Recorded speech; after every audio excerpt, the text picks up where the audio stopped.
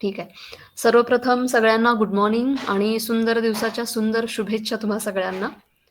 माझं नाव सुप्रिया माणगावकर. मी गेली 2.5 वर्ष MKCL मध्ये ॲज अ संवादक काम करते आहे.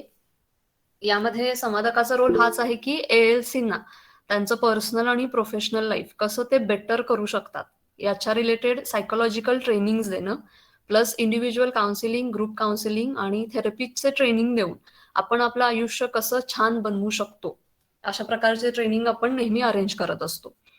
तर आज थोडासा विषय आपला वेगळा असणार आहे की काउन्सिलिंग टेक्निक्स आणि इंटरव्ह्यू प्रिपरेशन. जसं आता मॅडम म्हणाल्या की आपल्याकडे फुटफॉल्स जेवढा असतो त्यांना ॲडमिशनमध्ये कन्व्हर्ट करणं ही एक गरज असते. म्हणजे जितके लोक आपल्या सेंटरला येतील त्यातले जास्तीत जास्त ॲडमिशन झाले तर आपला बिझनेसही वाढणार आहे आणि आपलं म्हणजे समाजाप्रती आपण जे काम करतो, कारण एज्युकेशन देणं हे खूप चांगलं काम आहे आणि त्यातही IT लिटरसीमध्ये आपण काम करतो, तर समाजाच्या प्रती सुद्धा आपलं ते देणं आहे, तर ते एक व्यवस्थित आपण समाजाला दिल्याचं एक आपल्याला समाधान पण मिळू शकतं. स्लाइड माझी फुल दिसतीये का? फुल स्क्रीन केलीये मी. फुल स्क्रीन नाही मॅम ऍक्च्युली.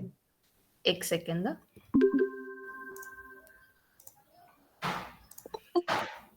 पुन्हा शेअर करते मी. हो हो.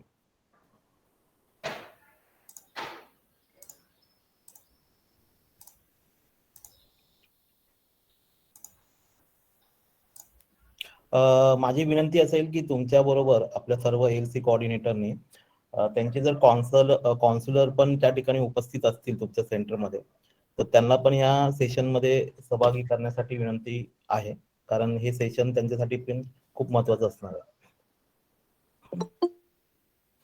सुप्रिया प्लीज. अजून पण आय थिंक दिसत नाहीये ना फुल. नो इश्यू मॅम, ह्याच्यावर कंटिन्यू करू, काही प्रॉब्लेम नाही. ओके, एक सेकंड. कारण मी इकडे स्लाइड पुढे रन करतेय, इथं चेंज होताना दिसत नाहीये.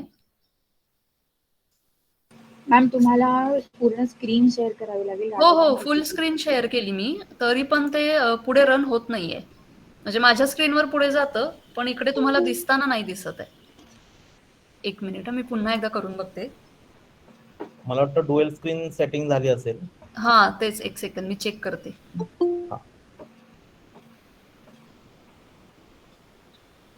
येस, आता दिसते मॅम. करेक्ट, आता झाले.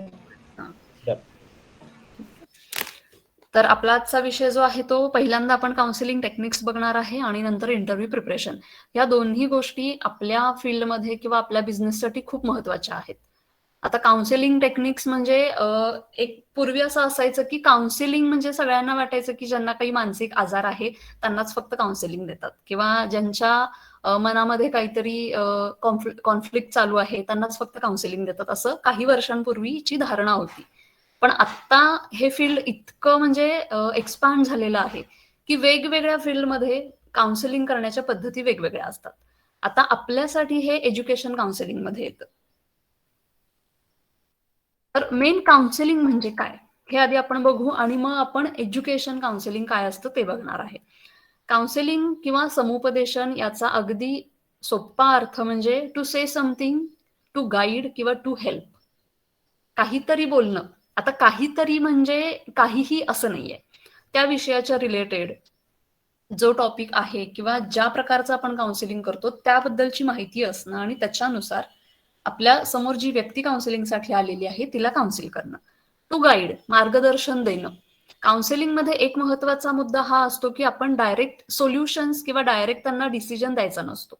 काउन्सिलिंगमध्ये त्यांना मार्ग दाखवायचे असतात की 1, 2, 3, 4 हे ऑप्शन आहेत, त्यातला तुम्हाला बेटर कुठला वाटतो याची त्यांना जाणीव करून देऊन तो निर्णय त्या व्यक्तीनं घ्यायचा असतो. म्हणजे डायरेक्ट आपल्याकडे एखादा विद्यार्थी आला आणि आपण त्याचं बेसिक फक्त जाणून घेतलं आणि डायरेक्ट त्याला सांगितलं की नाही तू टॅलीचा कोर्स कर, हे असं करणं म्हणजे आपण आपलं मत त्यांच्यावर लादतो असं होऊ शकतं. त्यामुळे असं करायचं नसतं. काउन्सिलिंगचं मेन एक एथिक म्हणा किंवा प्रिन्सिपल हेच आहे की आपण मार्ग दाखवणं, हेल्प करणं, गाईड करणं आणि आपल्याला जी माहिती आहे ती त्याच्यापर्यंत पोहोचवणं आणि तो निर्णय त्या व्यक्तीला घेऊ देणं, म्हणजे विद्यार्थ्याला त्या निवडीचं स्वातंत्र्य असणं.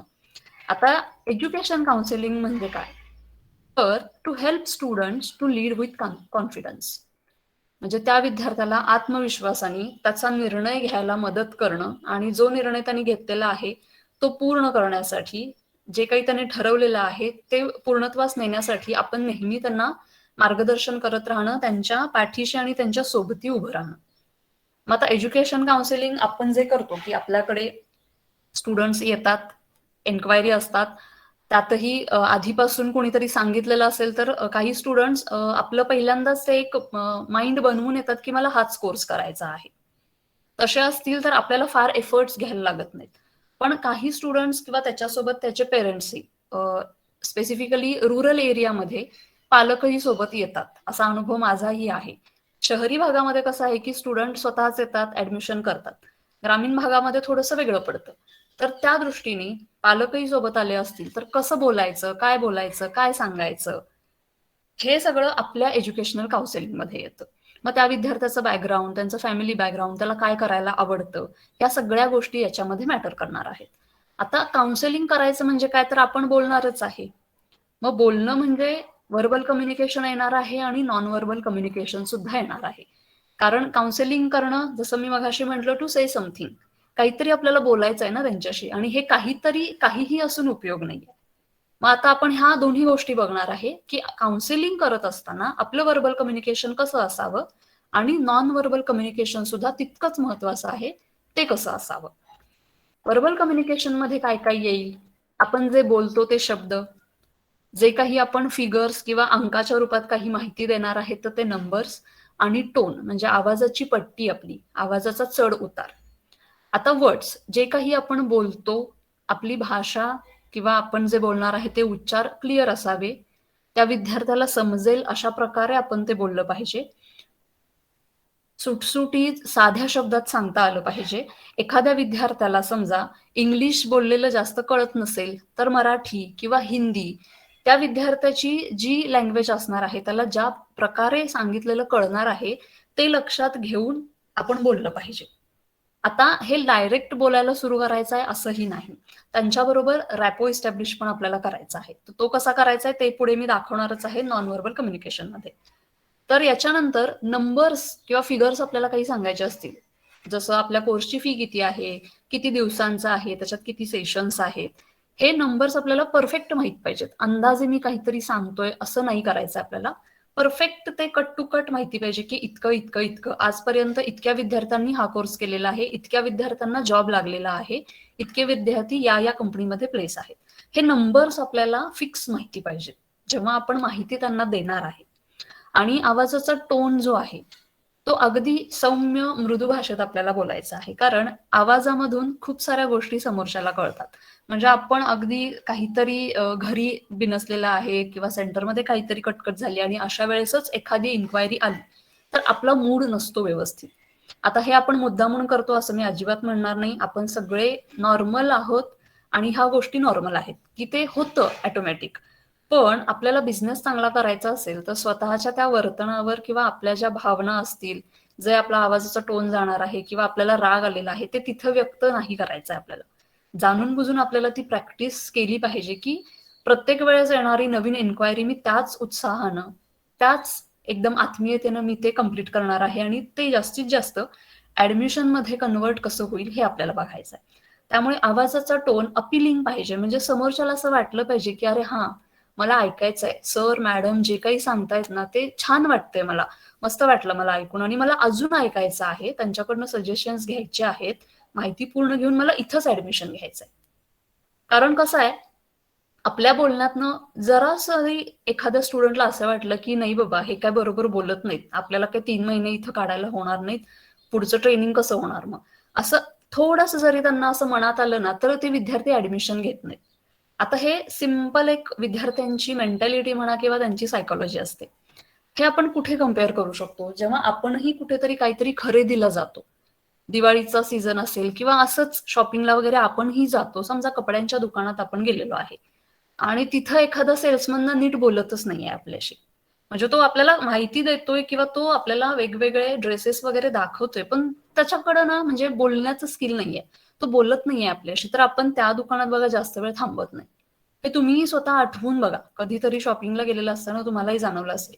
आणि तेच त्याच्या विरोधात एखाद्या छोट्याशा दुकानात जरी आपण गेलो की जिथे ब्रँडेड सगळं मिळणार आहे असं नाही पण क्वालिटी चांगली आहे, छोट्याशा दुकानात गेलो जिथं जास्त झगमगाट नाहीये, पण तिथला जो सेल्स पर्सन आहे तो खूप छान बोलला आपल्याशी. आपल्याला काय गरज आहे, आपलं बजेट किती आहे, आपली आवड काय आहे, आपल्याला काय सूट होईल, कुठला रंग चांगला दिसेल, हे जेव्हा तो व्यवस्थित आपल्याला दाखवून देतो आणि आपल्याला ऑप्शन्स दाखवतो की हे 2-3 आहेत बघा, तेव्हा आपल्याला छान वाटतं आणि आपण तिथे लगेच खरेदी करतो. ही एक ना कस्टमरची मेंटॅलिटी असते की जिथं आपल्याला अटेन्शन जास्त दिलं जाईल, आपल्याकडे जास्त लक्ष दिलं जाईल, तिथे आपण खरेदी करतो. म्हणजे ही सायकॉलॉजी असते. आणि आपल्याकडे येणारा स्टुडंट जो आहे तो बिझनेसच्या लँग्वेजमध्ये बघायला गेलं तर आपलं कस्टमरच आहे, ग्राहक आहे ते, कारण आपण त्यांना आपला कोर्स सेल करणार आहोत. म्हणजे जरी हे नोबल फील्ड असलं तरी आपल्याला बिझनेसही बघायचा आहे. आणि कस्टमरची सायकॉलॉजी अशीच असते की त्यांना फुल अटेन्शन दिलं पाहिजे आपण फुल अलर्ट पाहिजे आणि ते जे जे काही क्वेश्चन्स विचारतील तेही आपल्याला न वैतागता, त्रागा न करता ते त्यांना व्यवस्थित सौम्य मृदू भाषेत सांगता आले पाहिजेत. हे झालं व्हर्बल कम्युनिकेशनमध्ये. कारण बघा आता मी पण अगदी नॉर्मल मधल्या पट्टीमध्ये बोलतेय, पण कधीतरी आता मी ट्रेनिंग देतेय, पण बाहेर आपला आवाज कधीतरी चढतो आणि तोच आवाज मी जर इथं चढवायला लागले तर तुम्ही कुणीही थांबणार नाही. तुम्हालाही असंच वाटेल की मॅडम नुसत्या ओरडतायतच, नको जाऊ दे, आपण ट्रेनिंग सोडूनच जाऊयात. त्यामुळं ते एक गोष्ट नेहमी लक्षात ठेवायची की मृदू आणि सौम्य भाषेत आपल्याला बोलता आलं पाहिजे. आणि हे सगळेजण करू शकतात. म्हणजे मुळातच ज्यांचा स्वभाव रागीट आहे अशा व्यक्ती सुद्धा जर त्यांनी सिरियसली ठरवलं मनापासून की मला माझा बिझनेस खूप चांगला करायचा आहे आणि बिझनेस चांगला करायचं असेल तर आपलं बोलणं व्यवस्थित पाहिजे. म्हणजे व्यवहाराच्या भाषेत ना एक म्हण पण आहे बघा, की असं म्हणतात की डोक्यावर बर्फ ठेवा आणि जिभेवर तुमच्या साखर पाहिजे. तर आपलंही असं असलं पाहिजे. आता नेहमीच साखर जेव्हा जेव्हा बिझनेसच्या रिलेटेड काम करू तेव्हा आपल्याला ते ठेवता आली पाहिजे ऍक्च्युअल. आणि इतर वेळी जेव्हा तुम्हाला म्हणजे तुमचा राग काढायचा आहे तेव्हा इतर वेळी तुम्ही तुमचा राग व्यक्त करू शकता, पण स्टुडंट समोर नाही आपल्याला असं काही करायचंय. नॉन व्हर्बल कम्युनिकेशन मध्ये काय काय गोष्टी येतात बघा. एकतर येतात facial expression, posture, body language, gesture आणि आय कॉन्टॅक्ट. आता हे सगळे जे येतात हे नॉन व्हर्बल कम्युनिकेशन. म्हणजे इथं आपण ना स्वतः बोलणार काही नाहीये, पण आपले हावभाव, आपण कसं बसलोय, या सगळ्या याच्यातून आपण एक मेसेज समोरच्याला देत असतो. तर हे आता कसं करायचं आहे, आपले फेशियल एक्सप्रेशन काय पाहिजेत, पोश्चर, बॉडी लँग्वेज कसं पाहिजे, जेस्चर्स आपले काय पाहिजे, आय कॉन्टॅक्ट कसा मेंटेन करायचा हे आपण बघणार आहे. आणि हे काउन्सिलिंगसाठी खूप महत्वाचं आहे. पहिला आहे फेशियल एक्सप्रेशन. यामध्ये सगळ्यात सिंपल महत्वाची गोष्ट सगळ्यांनी लक्षात घ्यायची ती म्हणजे स्माईल. जेव्हा विद्यार्थी आणि त्याचे पेरेंट्स किंवा विद्यार्थ्यांचा ग्रुप आपल्या सेंटरला येईल, ते एंट्री करतील, आत येऊन बसतील किंवा जस्ट आत येऊ का असं विचारतील, तेव्हा हसून त्यांचं स्वागत करायचं. हसल्यामुळे काय होतं सांगते, हॅपीनेस आपण स्प्रेड करतो, फ्रेंडली एन्व्हायरमेंट याच्यामुळे तयार व्हायला मदत होते, आपल्याला इंटरेस्ट आहे त्यांच्याशी बोलण्यात हे आपण त्यांना प्रतीत करतो आणि कनेक्टिव्हिटी तयार होते. म्हणजे डायरेक्ट आपण जोडले जातो, समोरच्याला छान वाटतं. यासाठी एक सिंपल उदाहरण मी तुम्हाला देईन. समजा आपण आजारी आहे किंवा आपल्या घरातलं कोणीतरी आजारी आहे आणि आपण डॉक्टरांकडे गेलो आणि तिथं खूप गर्दी आहे, खूप सारे पेशंट बसलेत आणि ऑलमोस्ट आजारी असल्यामुळे आपल्याला काहीच म्हणजे करावंसं वाटत नाहीये, थकून गेलेलो आहे आपण आणि गर्दी आहे, आपला नंबर यायचा आहे आणि खूप इरिटेट व्हायला होतंय आपल्याला. आजूबाजूला सगळे पेशंट आहेत, कोणी खोकतंय, शिंकतंय, कोणाला फिवर आहे, ते सगळं वातावरण दवाखान्यातलं आठवून बघा. आणि अशा या गर्दीमध्ये आपण आपला नंबर कधी येणार याची वाट बघतोय. अशा वेळी एक आई आपल्या छोट्या बेबीला घेऊन एंट्री करते त्या दवाखान्यात. ते छोटं मूल अगदी आपल्या नादात असतं आणि बरोबर ती बाई अशी म्हणजे आई जी आहे ती शोधत शोधत बघते जागा कुठे आणि आपल्या शेजारीच जागा असते, तिथं ती येऊन बसलीये समजा. आणि जेव्हा त्या बाळानं आपल्याकडे बघितलंय त्यानं मस्त एक स्माईल, त्या बाळाची ती स्माईल बघून आपला जो स्ट्रेस आहे ना तो पूर्ण निघून जातो. तुम्ही इमॅजिन करून बघा, कदाचित तुम्ही असा एक्सपिरियन्स घेतलाही असेल. किंवा घरी सुद्धा काहीतरी वाद झालेला आहे, सगळ्यांच्यात वाद संवाद होतच असतात, नॉर्मल गोष्ट आहे, आणि थोडंसं वातावरण असं ताणलेलं वाटतंय आपल्याला आणि ते रिलीज करायला एखाद्याने काहीतरी पटकन स्माईल दिली आणि जोक केला आणि सगळे हसले, टेन्शन सगळं रिलीज होतं. तर स्माईल करणं ही पहिली स्टेप असणार आहे. जेव्हा विद्यार्थी आपल्या सेंटरला येतील, मस्त स्माईल द्या, त्यांना वेलकम म्हणा, त्यांना बसायला सांगा आणि मग संवाद चालू करा. म्हणजे पहिली स्टेप आपल्याला काय घ्यायची आहे काउन्सिलिंगमध्ये, हसलं पाहिजे आपण. आणि हे असं ओढून जाणून नाही, मनापासून हसता आलं पाहिजे. बाय प्रॅक्टिस हे तुम्हाला नक्की जमू शकतं. नंतर आहे पोश्चर आणि बॉडी लँग्वेज आपलं कसं पाहिजे. आता बॉडी लँग्वेज किंवा पोश्चर मधनं काय असतं, तर आपण खूप सारे मेसेजेस देत असतो की आपण कसे चालत आहोत, कसे उभारलेले आहे, कसं बोलत आहे आणि कसं बसलेलो आहे. म्हणजे बसताना सुद्धा आपण एक काउन्सिलर म्हणून त्यांच्यासमोर बसत असताना आपण स्ट्रेट बसलं पाहिजे, आपलं पोश्चर व्यवस्थित पाहिजे. जरी तुम्ही उभारून काही सांगत असाल तरी तुम्ही स्ट्रेट उभारलं पाहिजे. म्हणजे त्यातून आपला कॉन्फिडन्स व्यक्त झाला पाहिजे की हा, ही व्यक्ती परफेक्ट मला माहिती सांगणार आहे, इथं काहीतरी मला चांगलं मिळणार आहे. हे आपल्या बॉडी पोश्चर मधनं आपण विद्यार्थ्यांपर्यंत पोहोचवू शकतो. विद्यार्थी काहीतरी प्रश्न विचारत असेल तर आपण थोडंसं पुढे झुकू शकतो, लिनिंग फॉरवर्ड स्लाइटली. यातून काय होतं की आपण रिसेप्टिव्ह आहे, म्हणजे आपण त्यांचंही म्हणणं ऐकतोय, त्यांच्या शंका ऐकतोय आपण, हे आपण त्यातनं प्रतीत करत असतो. मागे बघून किंवा खाली इकडे तिकडे बघून इतर स्टुडंटशी बोलून किंवा आपल्या स्टाफशी बोलता बोलता काउन्सिलिंग कधीच नका करू. कारण यामुळे आपल्या कस्टमरला किंवा आपल्या स्टुडंट्सना मेसेज काय जातो की नाही, इथं बाबा अटेंटिव्हनेस नाहीये, आपल्याकडे काय कोणाचं लक्षच नव्हतं. जे मी मगाशी म्हटलं की कस्टमरची सायकोलॉजी काय आहे, पूर्ण फोकस आपला त्या विद्यार्थ्याकडे पाहिजे. त्यावेळेस इतर सगळे कामं आपण बाजूला ठेवले पाहिजेत.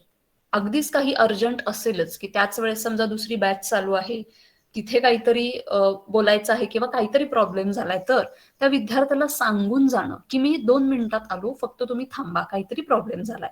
डायरेक्ट उठून गेलो, काहीच कम्युनिकेट केलं नाही, तर आपण त्या विद्यार्थ्यांना दुर्लक्ष करतोय किंवा आपलं लक्षच नाहीये हे जाणवून देतो. आणि मग त्यांची ती मेंटॅलिटी बनली तर ते ऍडमिशन मध्ये कन्वर्ट होत नाहीत, ते दुसऱ्या ठिकाणी जाऊन शोधतात. तर हे आपल्याला करायचं नाहीये. आणि talking face to face with student builds relationship. समोरासमोर बसून त्याच्याकडे बघून त्याला अटेंटिव्हनेस देऊन आपण जर बोललो तर तिथंच ते रिलेशनशिप बिल्डअप होतं. म्हणजे स्माईल करणं आणि हे सगळ्या गोष्टी, ते रिलेशन बिल्डअप झाल्यानंतर रॅपो इस्टॅब्लिश व्हायला फार वेळ लागत नाही. 2च गोष्टी करायच्या आहेत की आपलं सगळं लक्ष त्या इन्क्वायरीकडे पाहिजे आणि आपण हसत अगदी नॉर्मल छान आवाजात आपल्याला ते सांगता आलं पाहिजे. म्हणजे हे बॉडी लँग्वेज आणि फेशियल एक्सप्रेशनवर खूप मॅटर करतं. जसं मी मगाशी उदाहरण दिलं की आपण ड्रेसेस विकत घ्यायला गेलोय, शॉपिंग करायला गेलोय, तिथं सुद्धा बघा आपल्याला एखाद्याचं जर पोस्टर बघून असं वाटलं की जाऊ दे, ह्या सेल्समनला कंटाळाच आलाय, किती स्लो काम करतोय, काही दाखवतच नाहीये, चेहऱ्यावरनं तो दाखवतोय मला की मी वैतागलोय, किती ड्रेसेस दाखवायचे तुम्हाला, जावा एकदा सेटनं काहीतरी घेऊन.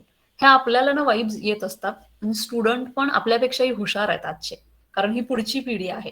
तर त्यांना ते लक्षात येतं. म्हणजे आपल्याही नकळत आपण काहीतरी वेगळं एक्सप्रेशन देतो आणि तीच एक्सप्रेशन बरोबर ते कॅच करतात.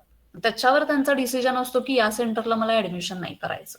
म्हणजे एकच गोष्ट, बाकी सगळ्या ज्या प्लस गोष्टी आहेत की आपण शिक्षण चांगलं देतो, बाकीचं एन्व्हायरमेंट चांगलं आहे, पुढे चांगला सपोर्ट मिळणार आहे, ह्या सगळ्या गोष्टी बाजूला राहतात आणि त्या एका गोष्टीवर तो स्टुडंट निर्णय घेतो की मला इथे ऍडमिशन करायचंच नाहीये. त्यामुळे ह्या गोष्टी आपल्याला टाळायच्या आहेत. फुल फोकस आपला स्टुडंटवर पाहिजे. Gestures. If you fail to make gestures while speaking you may be seen dull, lifeless, stiff. म्हणजे अगदीच एका ठिकाणी एका खुर्चीत बसूनच जर आपण बोलायला लागलो, अजिबात हालचाल नाही हातांची किंवा कशाचीच, तरी सुद्धा ते असं स्टिफ वाटू शकतं किंवा डल वाटू शकतं. मग असं समोरच्या विद्यार्थ्याला वाटू शकतं की किती बोरिंग आहेत हे, अजिबातच काही हालचाल करत नाही, असं बांधल्यासारखं का बसलेत. तर असंही आपल्याला करायचं नाहीये. योग्य ते जेस्चर्स आपल्याकडनं गेले पाहिजेत आणि हे शिकवताना सुद्धा आहे. Symbolic teaching style attract the attention of students. म्हणजे एखाद्या स्टुडंटनी चांगलं काय केलं तर त्याला थम्सअप दाखवणं की हा वा, वेल डन, व्हेरी गुड, असं आपण करतो. छान, नाईस, विक्ट्री, चांगलं काहीतरी केलं एखाद्याने अचिव्हमेंट केली तर ते दाखवणं की वाव, मस्त. हे आपल्याला हातवाऱ्यांनी सुद्धा दाखवता आलं पाहिजे. म्हणजे अगदी असं मशीन असतं ना की एकसारखं उभं राहिलंय किंवा बसलंय आणि हातवारे वगैरे काहीच नाहीयेत, असं करून नाही चालत. कारण ते आपल्या कम्युनिकेशन मधला महत्वाचा भाग आहे. आणि it is possible to communicate positively with students through gestures. खूप चांगल्या प्रकारे आपण फेस टू फेस बोलत असताना हातवारे आपल्या जास्तीत जास्त उपयोग आपण करू शकतो. आता जास्तीत जास्त म्हणजे लिमिटच्या बाहेर जाऊन नाही, की सारखंच आपण हात एकच सारखा हलवतोय, एकाच अँगलनी आपण काहीतरी रिॲक्शन देतोय, असं नाही. जिथं जे हातवारे गरजेचे आहेत तेवढे हातवारे आपल्याला करता आले पाहिजेत. त्याचं प्रमाण खूप वाढवायचंही नाहीये. हे कशासाठी केलं पाहिजे आपण? आपल्याला नॅचरली तशी सवय असते, पण थोडंसं काउन्सिलिंग करत असताना आपण ही ऑब्झर्व्ह केलं पाहिजे, की माझा हात कशा प्रकारे हलवतोय मी, काय जेस्चर्स देतोय, चेहऱ्यावरून काही वेगळं माझ्या म्हणजे प्रतीत होतंय का, हे लक्ष देऊन करण्याची गोष्ट आहे. तर याच्यासाठी तुम्ही ना स्वतः आरशासमोर उभे राहून तुमचं बोलणं कसं आहे, तुम्ही बसल्यावर कसे दिसताय, अशी प्रॅक्टिसही तुम्ही करू शकता काउन्सिलिंगच्या आधी. म्हणजे तुमच्या सेंटरला जे कोणी काउन्सिलिंग करणार आहेत त्या स्पेसिफिक व्यक्तींनी हे असे छोटे छोटे उपक्रम म्हणा किंवा कृती करून बघावी, की आरसा ठेवावा समोर, त्याच्यासमोर खुर्चीत बसावं आणि एक इन्क्वायरी आलेली आहे आणि मी आता माहिती देणार आहे, असं फुल स्क्रिप्ट तयार करावं आणि ते बोलावं आरशासमोर बसून. तर त्या व्यक्तीला स्वतःचं अनालिसिस करायला आपल्याला जमू शकतं, की अरे हा, हे चुकीचं झालं, चुकीची एक्सप्रेशन गेली, चुकीचा शब्द गेला माझ्याकडनं. हे असं आपण ऍक्टिव्हिटी स्वतःसाठीही करू शकतो. आय कॉन्टॅक्ट खूप महत्वाचा आहे काउन्सिलिंग करत असताना. हे नॉन व्हर्बल कम्युनिकेशनचं खूप महत्वाचं एक आस्पेक्ट म्हणू शकतो, महत्वाची गोष्ट. तुम्ही जर विद्यार्थ्यांशी आय कॉन्टॅक्टच केला नाही तर रॅपो इस्टॅब्लिश होणार नाही. म्हणजे स्माईल, आय कॉन्टॅक्ट हे सोबत गेलं पाहिजे. नाही तर फक्त स्माईल करतोय पण बघतोय दुसरीकडे, विद्यार्थ्याला कसं कळणार मग की तुम्ही त्यांच्याचकडे बघून स्माईल करताय. इव्हन जेव्हा आपण पुढच्या गोष्टी त्यांना सांगणार आहे, जसं कोर्स कुठला करायचा, या कोर्समध्ये काय काय आहे, पुढची जी माहिती द्यायची आहे आपल्याला, ती सुद्धा आय कॉन्टॅक्ट करून देता आली पाहिजे. आता तुमच्याकडं विद्यार्थी एकटाच आला असेल, आता आय कॉन्टॅक्ट करायचं म्हणजे एकटक ना असं म्हणजे स्टेअर नाही करायचंय, एकटक बघत नाही राहायचंय. तुम्ही 3 सेकंद आणि तुमची नजर हलवू शकता, पुन्हा त्यांच्याकडे बघून 3 सेकंद, असं कंटिन्यू तुम्ही करू शकता. नाहीतर एकसारखं असं म्हणजे बघत राहतो ना आपण एकटक, तसं नाही करायचंय, त्याचा अर्थ खूप वेगळे निघतात, तसं प्लीज करू नका. तर आय कॉन्टॅक्ट असा नॅचरली आपला झाला पाहिजे. याच्याने फायदा काय होतो, की eye is an direct and most expressive part of our body. डोळ्यातून आपले सगळे भाव व्यक्त होतात. डोळे कधीच खोटं बोलत नाही, हे सगळ्यांना तुम्हालाही माहिती आहे. डोळ्यातून ते भाव व्यक्त होतात आणि आपण ती आत्मीयता, की हो आम्ही तुमच्यासाठीच इथे बसलेलो आहे, आता तुम्हाला आम्ही माहिती छान देणार आहे, हे आपल्या बोलण्यातून जसं आपण बोलू तसं ते डोळ्यातनं पण प्रतीत होतं. आणि म्हणून आय कॉन्टॅक्ट महत्वाचा आहे. डायरेक्ट आय कॉन्टॅक्ट आपण जर केला तर आपला कॉन्फिडन्स दिसतो. म्हणजे हा, त्या विद्यार्थ्याला आपल्या डोळ्यातनं ते दिसलं पाहिजे, की ही व्यक्ती करेक्ट आहे, हे सेंटर बरोबर आहे, मला इथंच ऍडमिशन घ्यायचं आहे. हे असं आपण आपल्या डोळ्यातनं प्रतीत करू शकतो प्रॅक्टिसनी. आणि दुसरं म्हणजे बोथ रेज्ड आयब्रोज, म्हणजे ऍडमायरिंग. एखादा विद्यार्थी जर आपल्याला इन्फॉर्मेशन त्याची स्वतःची सांगत असताना जेव्हा आपण त्याला विचारू माहिती वगैरे, त्यानं काहीतरी चांगली गोष्ट सांगितली, की मी हे केलेलं आहे, तर ते ऍडमायर करता आलं पाहिजे, म्हणजे त्याचं कौतुकही करता आलं पाहिजे आणि त्यावेळेस आपले एक्सप्रेशन चेहऱ्यावरचे तसे बदलताही आले पाहिजेत. तर ह्या डोळ्यांनी आपण खूप चांगला एक रॅपो इस्टॅब्लिश करायची सुरुवात करू शकतो आणि आपला कॉन्फिडन्स आपण यातनं दाखवू शकतो. तर हे खूप महत्वाचं आहे, स्माईल करणं, आय कॉन्टॅक्ट करणं. आता आय कॉन्टॅक्टसाठी पण थोडं आपल्याला आपण प्रॅक्टिस करायचं म्हटलं तर आरशासमोर बसून तुम्ही स्वतःशी आय कॉन्टॅक्ट करू शकता का हेही बघू शकता. प्लस आपले सेंटरमधले जे तुमचे कलिग आहेत, लर्निंग फॅसिलिटेटर असतील, काउन्सिलर असतील, तुमचे कोऑर्डिनेटर, मेन सेंटर ओनर, तुम्ही आपापल्यामध्येही हे ऍक्टिव्हिटी करून बघू शकता, की आपण दोघं एखाद्या टॉपिकवर एकमेकांशी बोलत असू तर आपला आय कॉन्टॅक्ट होतो का, कितपत होतो, आपल्याला ऑकवर्ड वाटतं का. कारण हे म्हणजे बिझनेसच्या दृष्टीने आय कॉन्टॅक्ट करणं काही चुकीचं नाहीये. तर पहिल्यांदा आपणही हे चेक केलं पाहिजे, की माझ्याकडे ती क्वालिटी आहे का, आणि नसेल तर मला ते इम्प्रूव्ह केलं पाहिजे. का तर मला विद्यार्थ्यांपर्यंत तो मेसेज पोहोचवायचा आहे, की तुमच्यासाठी हेच सेंटर योग्य आहे. तर तितकं कॉन्फिडन्स आपल्याला आणण्यासाठी आपणही स्वतःवर ह्या अशा ऍक्टिव्हिटीज केल्या पाहिजेत. आता कम्युनिकेशन ड्युरिंग काउन्सिलिंग. काउन्सिलिंग चालू असताना तुमचं कम्युनिकेशन कसं पाहिजे हे आता आपण बघणार आहे. आता effective communication requires the message to be. म्हणजे आपण आता जो मेसेज विद्यार्थ्यांना देणार आहे, आतापर्यंत आपण काय बघितलं, की आपलं व्हर्बल आणि नॉन व्हर्बल कम्युनिकेशन कसं पाहिजे. आता काय सांगायचं आहे हे आपण बघणार आहे, कारण काहीही बोलायचं नाहीये आपल्याला. म्हणजेच इफेक्टिव्ह कम्युनिकेशन मध्ये मेसेज कसा असला पाहिजे. हे त्यातले मुद्दे आहेत बघा. त्यातला पहिला मुद्दा आहे क्लिअर अँड कन्साइज. सुस्पष्ट असला पाहिजे तो मेसेज. म्हणजे मला एखाद्या कोर्सची पुरेपूर माहिती पाहिजे, सुस्पष्ट. मला त्याच्यामध्ये स्वतःला कन्फ्युजन नको आहे की अरे किती सेशन्स आहेत, 25 आहेत का 30 आहेत, मला कन्फ्युजन आहे. असं नाही, परफेक्ट मला माहित पाहिजे 25च आहेत, इतकेच दिवस लागणार आहेत, इतक्या तासांचंच असणार आहे. हे जे स्पेसिफिक आपण म्हणतो ना, तसं क्लिअर आणि कन्साइज, खूप जास्त असं मोठं पण नाही, सुस्पष्ट आणि अगदी क्रिस्प असं ती माहिती आपल्याला पाहिजे. याच्यासाठी तुम्ही ना तसे पॉइंट लिहून काढू शकता की कुठल्या कोर्ससाठी कुठली इन्क्वायरी आल्यावर मी काय सांगायचंय. स्क्रिप्ट जसं लिहितो ना ते आपण लिहून काढू शकतो, हे तुम्ही नक्की करू शकता. त्याच्यानंतरचा दुसरा मुद्दा येतो की मेसेज हा ॲक्युरेट पाहिजे, ॲक्युरसी पाहिजे. 100% पर्यंत नाही पोचता आलं तरी 90 to 95% आपल्याला आपल्या कोर्सेस बद्दलची माहिती, ॲक्युरेट माहिती पाहिजे. आणि काही सेंटर्सला कसं आहे की काउन्सिलर असतील, काही सेंटरला LF किंवा कोऑर्डिनेटर, मेन सेंटर ओनर जे आहेत ते सुद्धा काउन्सिलिंग करतात. जी व्यक्ती तुमच्या सेंटरला काउन्सिलिंग करणार आहे इन्क्वायरी आल्यानंतर, त्या सगळ्यांनी मिळून सुद्धा तुम्ही स्क्रिप्ट तयार करू शकता. सिंपल ऍक्टिव्हिटी आहे, मोकळा वेळ मिळतो तेव्हा त्या स्क्रिप्ट तयार करून ठेवायच्या. म्हणजे ॲक्युरेसी सगळ्यांच्या सांगण्यामध्ये येईल. म्हणजे कारण काही स्टुडंट 2 वेळा येऊ शकतात चौकशीला. पहिल्यांदा घेऊन जातील माहिती, पुन्हा नंतर पैसे घेऊन येतील. आणि पहिल्या वेळेस एखाद्या वेगळ्याने ती काउन्सिलिंगची इन्क्वायरी हँडल केली असेल आणि त्यांनी सेशन समजा फॉर एक्झाम्पल 30 सेशन सांगितले आणि ज्या वेळेस ते ऍडमिशनला आले तेव्हा दुसऱ्यांनी जर 25 सेशन सांगितले तर हे गफलत होऊ शकते.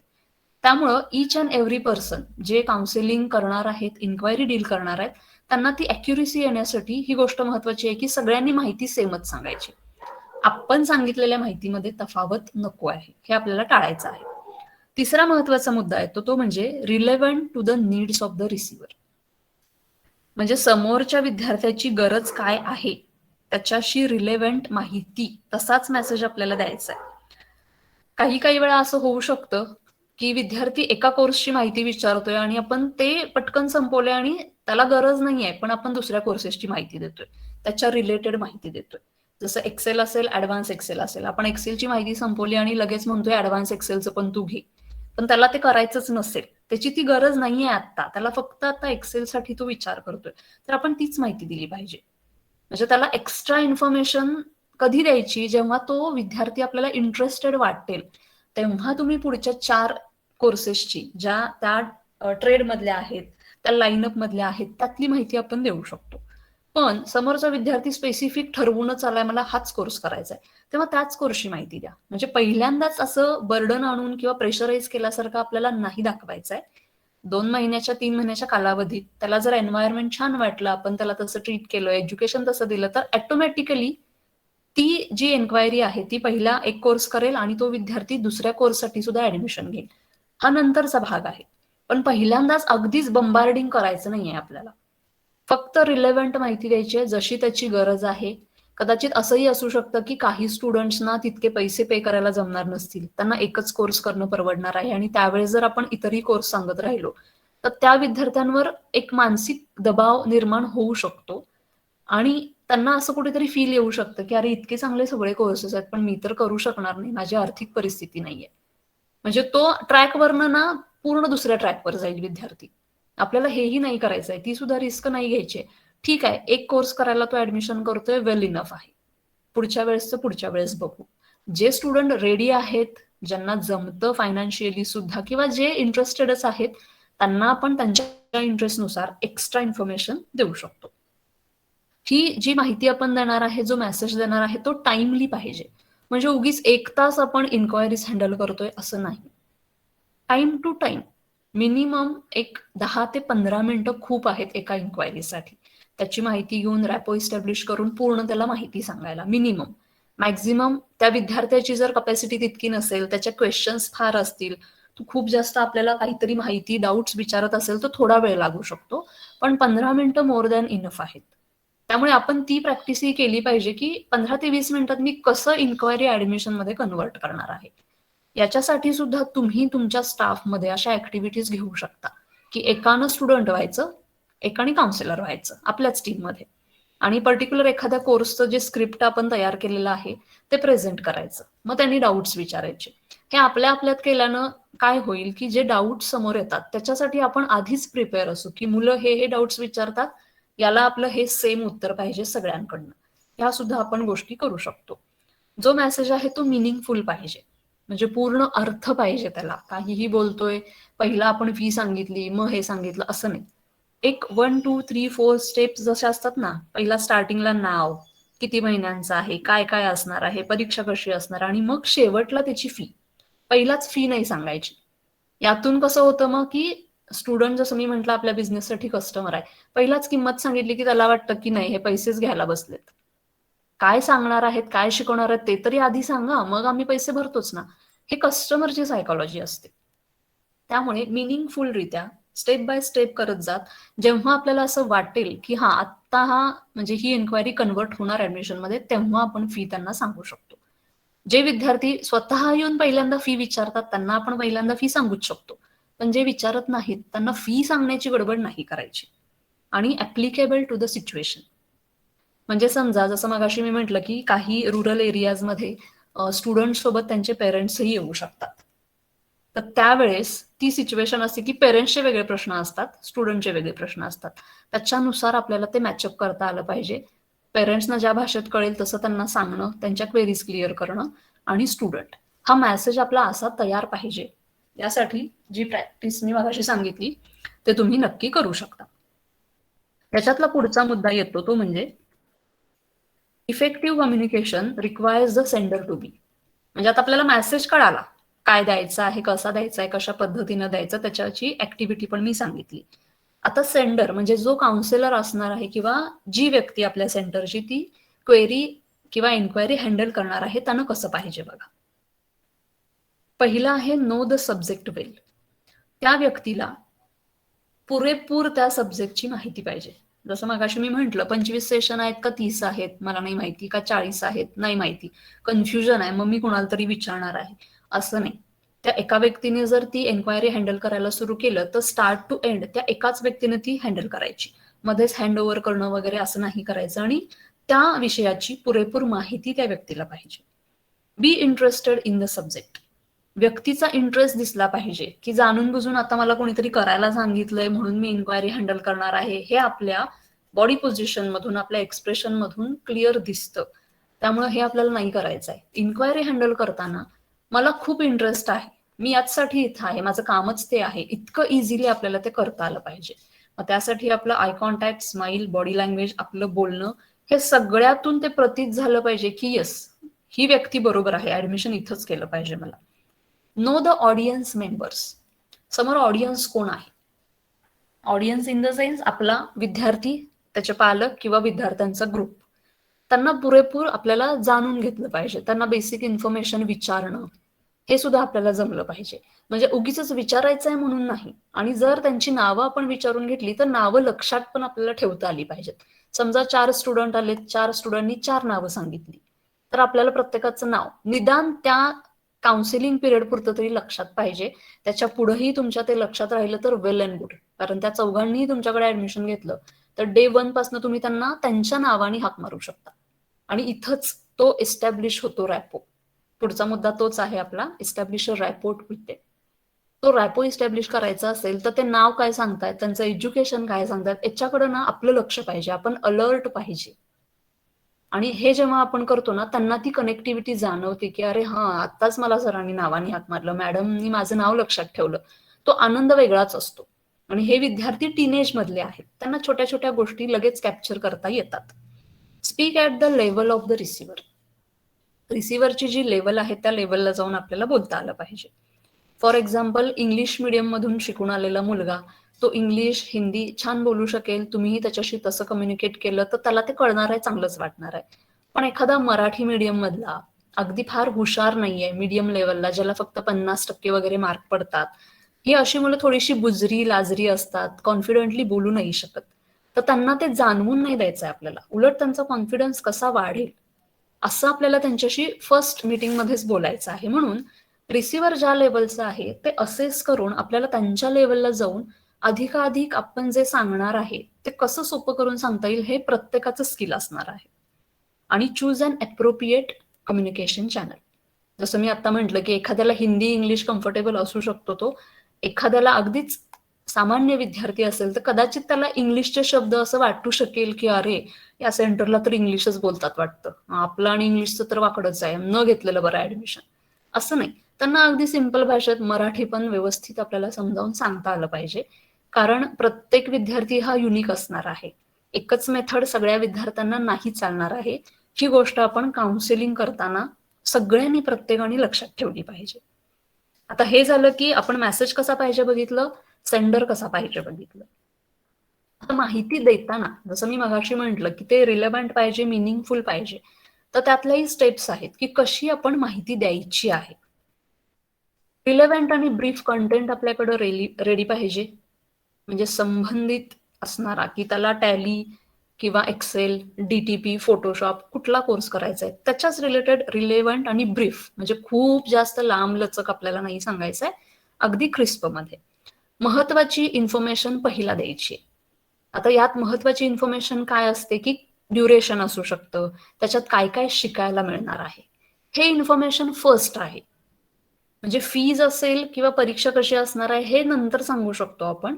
पहिला काय सांगितलं पाहिजे, तुम्ही यातनं काय काय शिकणार आहात, याचा उपयोग तुम्हाला कुठे होऊ शकतो, तुमच्या करिअरमध्ये याचा उपयोग तुम्ही कसं करू शकता, म्हणजे तुमच्या डेव्हलपमेंटसाठी, प्रोफेशनल डेव्हलपमेंटसाठी हा कोर्स कसा गरजेचा आहे हे आपण सांगितलं पाहिजे. याच्यासाठी सेम मगाशी जी ऍक्टिव्हिटी आपण म्हटलं तीच तुम्ही करू शकता. सगळे एकत्र बसून प्रत्येक कोर्ससाठी काय काय त्यातून मिळणार आहे आणि ह्या गोष्टी पुढे जाऊन विद्यार्थ्यांच्या करिअरमध्ये कसं त्यांना सपोर्ट करू शकतात किंवा त्यांची ॲबिलिटी वाढवू शकतात, असे मुद्दे लिहूनच काढायचे. फोटोशॉपसाठी इन्क्वायरी आली, हे मुद्दे हे सगळ्यांना माहित पाहिजेत. कुणीही वेगळं काही सांगितलंय असं होण्यापेक्षा एक स्टेडीनेस, एक व्यवस्थितपणा त्याच्यामध्ये येऊ शकतो. हे झाल्यानंतर चेक स्टुडंट्स अंडरस्टँडिंग. विद्यार्थ्यांना किती कळालं आहे हे सुद्धा इन्फॉर्मेशन देताना आपल्याला ते असेस करता आलं पाहिजे. मग त्याच्यासाठी मध्ये मध्ये त्यांना विचारणं की कळालं का तुम्हाला, समजलं ना, म्हणजे हे काय आहे लक्षात येतंय ना, की अजून सोपं करून सांगू. कारण काही काही विद्यार्थी लगेच बोलणार नाहीत आपल्याला कळालं नाही तर. पण आपण काउन्सिलर आहे, आपला तो रोल आहे की त्यांना म्हणजे अगदी ईज लेवलला आणणं. तर आपण त्यांना हे विचारू शकतो की कळालं का, मग कळालं नसेल तर अजून कसं एक्सप्लेन करू शकतो, हे आपलं कौशल्य आहे. म्हणजे त्या विद्यार्थ्याला क्लिअर समजेल, त्याचे डाऊट्स क्लिअर होतील. रिस्पॉन्ड टू क्वेश्चन्स, म्हणजे जसं तो विद्यार्थी आपल्याला आपण विचारल्यानंतर तो क्वेश्चन विचारेल, पण सगळं काउन्सिलिंगची प्रोसेस झाल्यावर सुद्धा काहीतरी प्रश्न त्याला असू शकतात.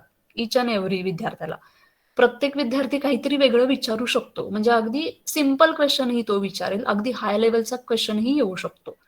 पण simple question, high level question, महत्वाचा अतिमहत्वाचा जो काही प्रश्न आहे, सगळ्याच प्रश्नांना आपण इक्वली आन्सर द्यायचा आहे. त्याच्यासाठी आपण ऍज अ काउन्सिलर बांधील आहोत, म्हणजे आपली ती रिस्पॉन्सिबिलिटी आहे, आपलं ते एक एथिक आहे की आपल्या क्लायंटचा कुठलाही प्रश्न अनुत्तरित राहू नये, ही जबाबदारी आपण घेतली पाहिजे. याचा फायदा काय होतो सांगते.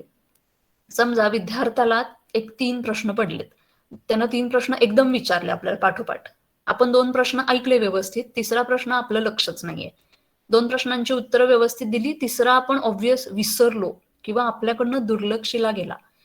तीच गोष्ट ऍज अ कस्टमर, त्याची सायकोलॉजी तशी असल्यामुळे त्यांच्या लक्षात राहतं की सरांनी तिसऱ्या प्रश्नाचं उत्तरच दिलं नाही, मॅडमनी तिसरा प्रश्न घेतलाच नाही, म्हणजे मला डाऊटच आहे अजून, मग मी इथे ऍडमिशन घेऊ का नाही असा जेव्हा प्रश्न येतो तेव्हा ते ऍडमिशन आपल्या सेंटरला होईल की नाही याच्यावर आपण प्रश्नचिन्ह निर्माण करतो.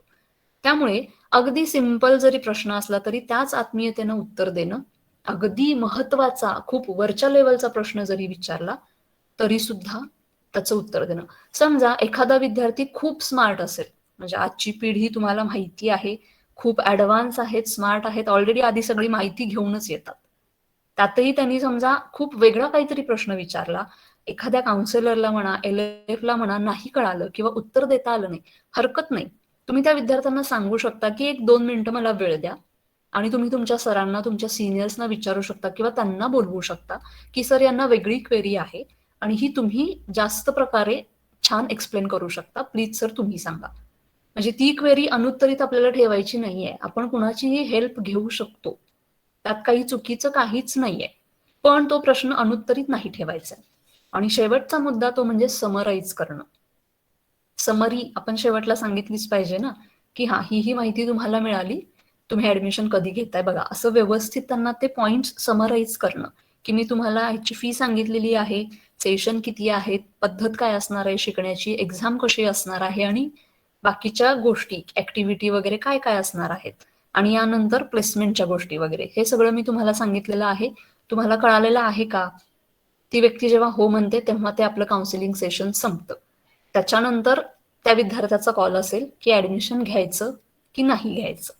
पण आपण जर ह्या सगळ्या गोष्टी लक्षात ठेवत ठेवत जर आलो तर ऑब्व्हियस आणि हे खूप बट नॅचरल होऊन जाईल की येणारी प्रत्येक इन्क्वायरी आपण ऍडमिशन मध्ये कन्वर्ट करू शकतो. तर हे मुद्दे आहेत ते म्हणजे काउन्सिलिंग टेक्निक्स आपल्या कशा असाव्या. आता पुढचं असणार आहे आपलं लर्नर्सना प्रिपेअर कसं करायचं. तर त्याआधी मला सायली मॅम तुम्हाला विचारायचं आहे की आपण क्वेरीज आत्ता घ्यायची आहे की दोन्ही सेशन संपल्यावर घेऊयात. मॅम तुम्हाला जसं कम्फर्टेबल असेल तसं. ठीक आहे, मग एकदम शेवटला घेऊयात, चालेल. येस. ओके, जर कोणाला काही डाऊट्स असतील आणि आता विचार असेल तुम्ही चॅट सेक्शन मध्ये टाकू शकतात. येस, तुम्हाला आता लक्षात आलं असेल तुम्ही चॅटमध्ये टाकून ठेवा तिथे मेसेज. शेवटला आपण सगळे ते क्वेश्चन आन्सर घेऊयात. येस. एंडलाच घ्या मॅम, नाहीतर मग तुम्हाला कसं बरं हो, पडेल सेशन कंटिन्युएशन साठी. Okay ma'am, yes, thank you. तर आपण पहिला आपला अर्ध सेशन संपवलेला आहे. पहिला मेन भाग की काउन्सिलिंग टेक्निक्स कशा यूज करायच्या आणि काउन्सिलिंग करत असताना आपलं कम्युनिकेशन कसं पाहिजे. आता दुसरा महत्वाचा भाग येतो आपल्यामध्ये, तो म्हणजे आपल्या लर्नर्सना इंटरव्ह्यूसाठी कसं प्रिपेअर करायचं. हा खूप मोठा आणि महत्वाचा टास्क आहे आपल्यासाठी आणि तितकाच इम्पॉर्टंट आहे. कारण आपण क्लिक कोर्सेससाठी प्लेसमेंट ड्राईव्ह ही अरेंज करतो. त्यांना प्लेसमेंट किंवा त्यांना प्लेस करण्याची जबाबदारी सुद्धा आपण निभावतो आहे. तर हे सुद्धा एक सामाजिक कामही आहे. स्वतःला आपल्याला एक त्यातून सॅटिस्फॅक्शनही मिळतं आणि विद्यार्थ्यांचं करिअर कुठेतरी आपण सुरू करून दिलं, हा एक आनंद त्यांच्या मनातही राहतो. त्यामुळे ही गोष्ट सुद्धा खूप सिंपल आहे असं न करता ह्याला किती इम्पॉर्टन्स आहे, त्याच्या मागे किती आपण एफर्ट्स घेऊ शकतो आणि त्यातून आपल्याला बेनिफिट्स काय काय मिळू शकतात, हेही प्रत्येक आपण एएलसीनी लक्षात घ्यायला पाहिजे. कारण जेव्हा एखादा विद्यार्थी चांगल्या ठिकाणी आपल्या सेंटर थ्रू प्लेस होणार आहे, ऑब्व्हियस तो 10 ऍडमिशन आणून देणार आहे आपल्याला. म्हणजे त्या विद्यार्थ्याचं तर चांगलं आहेच, पण बिझनेस पॉइंट ऑफ व्ह्यूनी आपण हे सुद्धा जाणून घेतलं पाहिजे की एक विद्यार्थी प्लेस झाला तर मला पुढचे 5 ते 10 ऍडमिशन तो आणून देईल. कारण मुलं रेफर करतात की अरे हा, त्या सेंटरला जाऊन क्लिक टॅलीचा कोर्स कर, त्या सेंटरला जाऊन क्लिक फोटोशॉपचा तू कोर्स कर. तिथले शिकवणं पण चांगलं आहे आणि ते प्लेसमेंट पण करतात, जॉबही त्यांच्याकडनं मिळतात. मला मिळालाय बघ जॉब. हे ना विद्यार्थ्यांमध्ये फार फास्ट स्प्रेड होतं आणि याला मदत काय करतं, सोशल मीडिया. आजकाल मुलं खूप अशी कनेक्टेड असतात ना एकमेकांशी, त्यामुळे आपण या गोष्टींचा फायदा आपला बिझनेस डेव्हलपमेंटसाठी सुद्धा करून घेऊ शकतो आणि एक विद्यार्थी म्हणून त्याचं करिअर सुद्धा चांगलं होऊ शकतं. तर how to prepare learners for an interview मध्ये आपण 3 टप्पे बघणार आहे. पहिला आहे बिफोर इंटरव्ह्यू, दुसरा आहे ड्युरिंग इंटरव्ह्यू आणि तिसरा असणार आहे आफ्टर इंटरव्ह्यू. यामध्ये बिफोर इंटरव्ह्यू आणि ड्युरिंग इंटरव्ह्यू ची तयारी कशी करून घ्यायची हे खूप महत्वाचं आहे. तर आपण पहिल्यांदा बघू आता बिफोर इंटरव्ह्यू साठी. बिफोर इंटरव्ह्यू मध्ये व्हॉट टू डू म्हणजे काय तयारी करून घ्यायची, का करून घ्यायची आणि कशी करून घ्यायची, ह्या 3 वेनी आपण हे आज बघत जाणार आहे. काय करायचं आहे, कसं करायचं आहे, का करायचं आहे. ठीक आहे. बिफोर इंटरव्ह्यू मध्ये पहिला मुद्दा येतो तो म्हणजे सेल्फ अनालिसिस. मुलांना जर आपल्याला चांगल्या ठिकाणी प्लेस करायचं असेल, योग्य विद्यार्थ्याला योग्य जॉब प्लेसमेंट मिळवून द्यायचं असेल, तर विद्यार्थ्यांनी पहिल्यांदा त्यांचं सेल्फ अनालिसिस करणं गरजेचं आहे. मग हे आपण त्यांच्याकडून करवून घेऊ शकतो. त्यांना जर पुढे जाऊन जॉब करायची इच्छा असेल, ते इंटरेस्टेड असतातच, तर त्यांनी पहिली स्टेप करावी कुठल्याही इंटरव्ह्यूला अपिअर व्हायच्या आधी, की त्यांनी सेल्फ अनालिसिस करावं. कोणाचं तरी माईक ऑन झालंय. तर सेल्फ अनालिसिस का करायचं आहे, काय करायचं आहे कळालं आपल्याला. सेल्फ अनालिसिसची त्यांच्याकडनं प्रॅक्टिस करून घ्यायची आहे, त्यांना त्याच्यासाठी प्रिपेअर करायचं आहे. का करायचं आहे तर to identify their skills and qualities. त्या विद्यार्थ्याकडं पर्टिक्युलर क्वालिटीज काय आहेत, स्किल्स काय आहेत हे त्याला कळावं, आपल्याला नाही. त्या विद्यार्थ्याला स्वतःला कळावं म्हणून काही ऍक्टिव्हिटीज, काही गोष्टी आपण त्यांच्याकडनं करून घेऊ शकतो. हाऊ टू डू म्हणजे कसं करायचं, स्वॉट अनालिसिस आपण करू शकतो. हे बऱ्यापैकी सगळ्यांना माहिती असेल. Strength, weakness, opportunity, threats. स्वॉट अनालिसिस करू शकतो. सेल्फ अवेअरनेस घेऊ शकतो आपण, त्यांच्याकडनं ही ऍक्टिव्हिटी करून घ्यायची. सेल्फ अवेअरनेस मध्ये काय की मला काय आवडतं, कुठल्या प्रकारचं काम करायला आवडतं, मी कुठल्या ग्रुपमध्ये फिट बसू शकतो, माझी आवड काय आहे, नावड काय आहे, मला काय आवडतच नाही. म्हणजे असं असू शकतं की एखाद्याला खूप लोकांशी कनेक्टच व्हायला आवडत नाही, एकटंच राहायला आवडतं. अशा व्यक्तीला आपण मार्केटिंगचे जॉब नाही देऊ शकत. तर ती गोष्ट त्यांच्या मुलांच्या लक्षात यायला पाहिजे की मी कुठल्या फील्डसाठी परफेक्ट आहे. म्हणून सेल्फ अवेअरनेस आणि असेच स्किल्स अँड ॲबिलिटीज.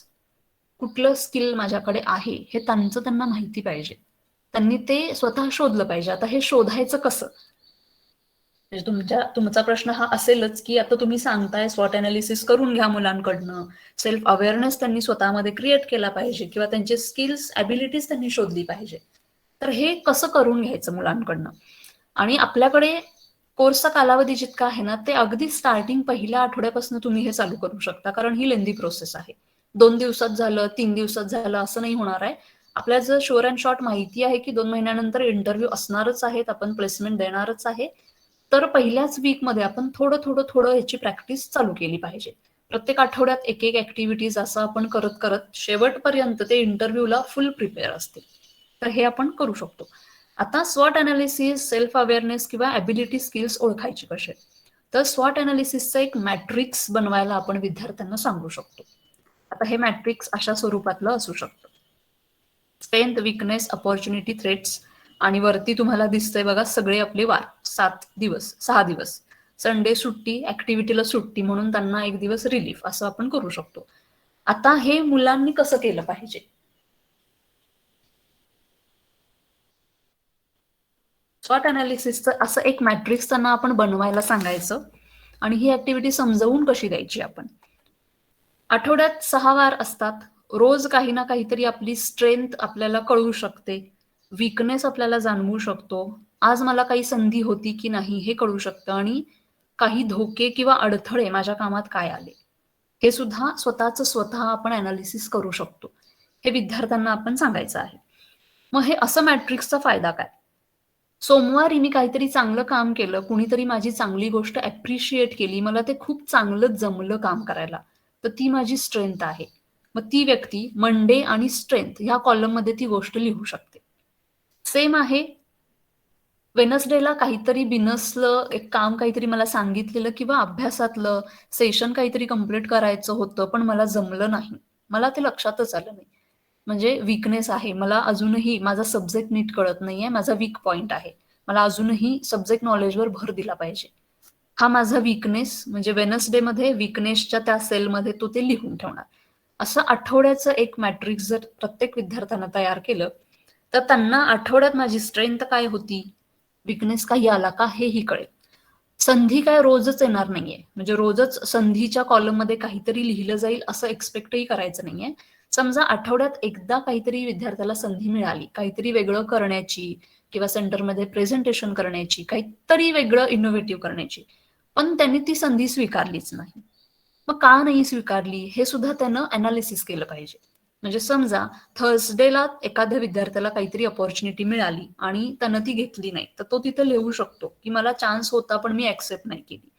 मग त्यानं वीकेंडला ते अनालिसिस केलं पाहिजे की मला संधी मिळाली होती, मग मी का नाही अपॉर्च्युनिटी ऍक्सेप्ट केली, म्हणजे काहीतरी माझ्यामध्ये कमी पडते. मग काय कमी पडते, म्हणजे तो माझा वीकनेस आहे.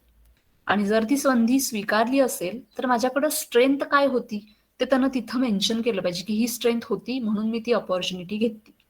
सेम थ्रेट्स आणि अडथळे, म्हणजे एखादं काम करत असताना काहीतरी अडथळा आला का, किंवा संभाव्य अडथळे काय असतील, त्याच्यामुळं माझ्या करिअरमध्ये काही धोके येऊ शकतात का, हे असं पूर्ण आठवड्याचं जर त्यांनी प्रत्येक विद्यार्थ्यानं असं बनवलं तर एका महिन्याचे 4 मॅट्रिक्स होतील, प्रत्येक आठवड्याला 1. 4 मॅट्रिक्स एका महिन्याचं स्वतःचं सेल्फ अनालिसिस किंवा स्वॉट अनालिसिस.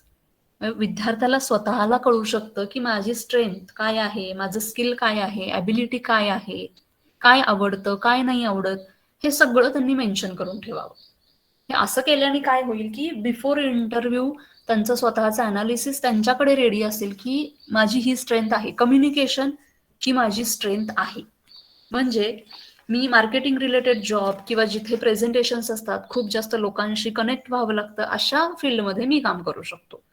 किंवा एखाद्या विद्यार्थ्याला असंही कळू शकतं की मी फार ओपनली नाही बोलू शकत.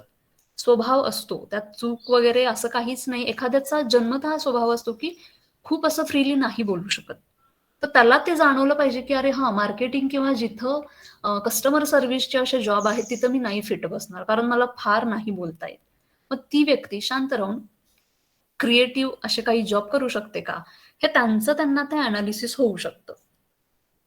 फॉर एक्झाम्पल, समजा एखाद्याची स्ट्रेंथ असेल की मॅथ्स खूप चांगला आहे, एखाद्या विद्यार्थ्याचं गणित खूप चांगलं असू शकतं, पण त्या विद्यार्थ्याला आकडेमोड करणं किंवा आकड्यांशी खेळणं नाही जमत किंवा आवडत नाही, त्याचा इंटरेस्ट नाहीये.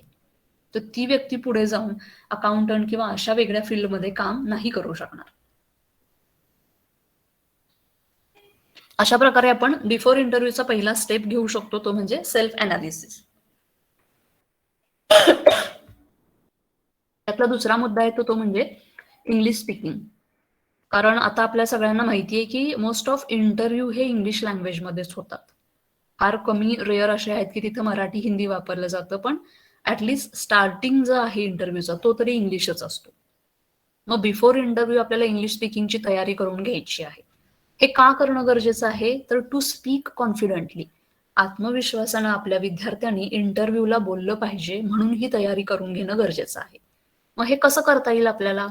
इंग्लिशचे रायटिंगचे टास्क देता येतील. आता हे रायटिंग टास्कमध्ये तुम्ही ऍप्लिकेशन लिहा, एसे लिहा, स्टोरी रायटिंग, अशा वेगळ्या वेगळ्या टास्क तुम्ही घेऊ शकता. तसे तुम्ही कॉम्पिटिशनही ठेवू शकता. फक्त हे मुलांनी घरून वगैरे लिहून आणायचं असं काही करायचं नाही. सेंटरलाच एखादा दिवस 15 ते 20 मिनिटात सगळ्यांना समोर बसून ऑन द स्पॉट त्यांना विषय द्यायचा आणि त्यांनी ते इंग्लिशमध्ये लिहावं. प्रत्येक विद्यार्थ्याला त्याच्या त्याच्या लेवलला हे कळेल की माझं इंग्लिश किती लेवलचं आहे. स्पीकिंग टास्क सुद्धा आपण देऊ शकतो सेम. आणि बेसिक मॅनर्स एटिकेट्स, म्हणजे मे आय कम इन, हे सुद्धा काही मुलांना नीट नाही म्हणता येत. तर बेसिक गोष्टी ज्या आहेत मॅनर्स अँड एटिकेट्सच्या रिलेटेड, जे इंग्लिश सोपे सोपे वाक्य आहेत ना, ते सुद्धा आपण त्या मुलांकडनं सेंटरमध्ये म्हणवून घेतलं पाहिजे. म्हणजे सेंटरमध्ये ते एक आपण वातावरण क्रिएट करू शकतो की येता जाता एकमेकांना ग्रीट करणं, हाऊ आर यू विचारणं, हाऊ डू यू डू विचारणं, अशा त्या सवयी आपण लावू शकतो. तसं वातावरण आपण क्रिएट करू शकतो त्यांचं इंग्लिश स्पीकिंग बिल्डअप होण्यासाठी. ऍक्टिव्हिटीज काय घेऊ शकतो बघा, एक मिनिट.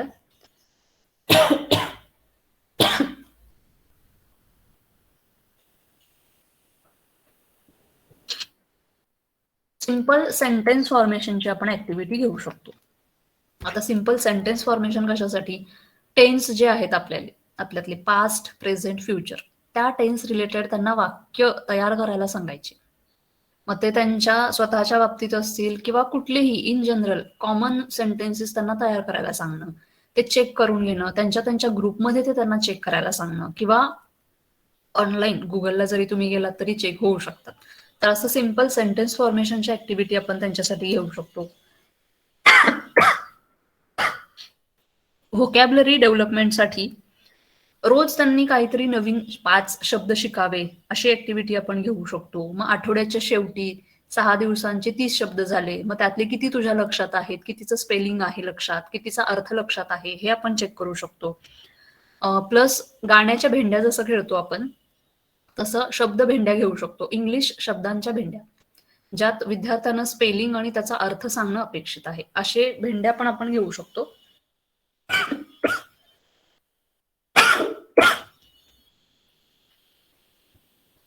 स्पीच कॉम्पिटिशन मध्ये त्यांच्या आवडीचे विषय आपण त्यांना घ्यायला देऊ शकतो, की एखादा त्यांनी विषय निवडावा आणि इंग्लिशमध्ये स्पीच द्यावं, जसं कसं आहे, जसं त्यांचं इंग्लिश आहे त्याच्यानुसार, आणि मग त्याचं अनालिसिस करून आपण त्यांना इम्प्रूव्हमेंटसाठी वाव देऊ शकतो. सेम आहे जे कोर्स ते करतायत, टॅली असेल, फोटोशॉप, DTP, ऍडव्हान्स एक्सेल, जे कुठले कुठले कोर्स ते करतात, त्या कोर्सच्या रिलेटेड काहीतरी एक विषय देऊन त्याच्या रिलेटेड त्यांना इंग्लिश बोलायला सांगणं, असंही स्पीच आपण त्यांना देऊ शकतो. यातून डबल फायदा आहे की त्यांचं सब्जेक्ट नॉलेज पण परफेक्ट होईल, इंग्लिश बोलण्यासाठीचा जो कॉन्फिडन्स त्यांना हवाय तेही त्यातनं आपण बिल्डअप करू शकतो. नंतर आहे ग्रुप डिस्कशन.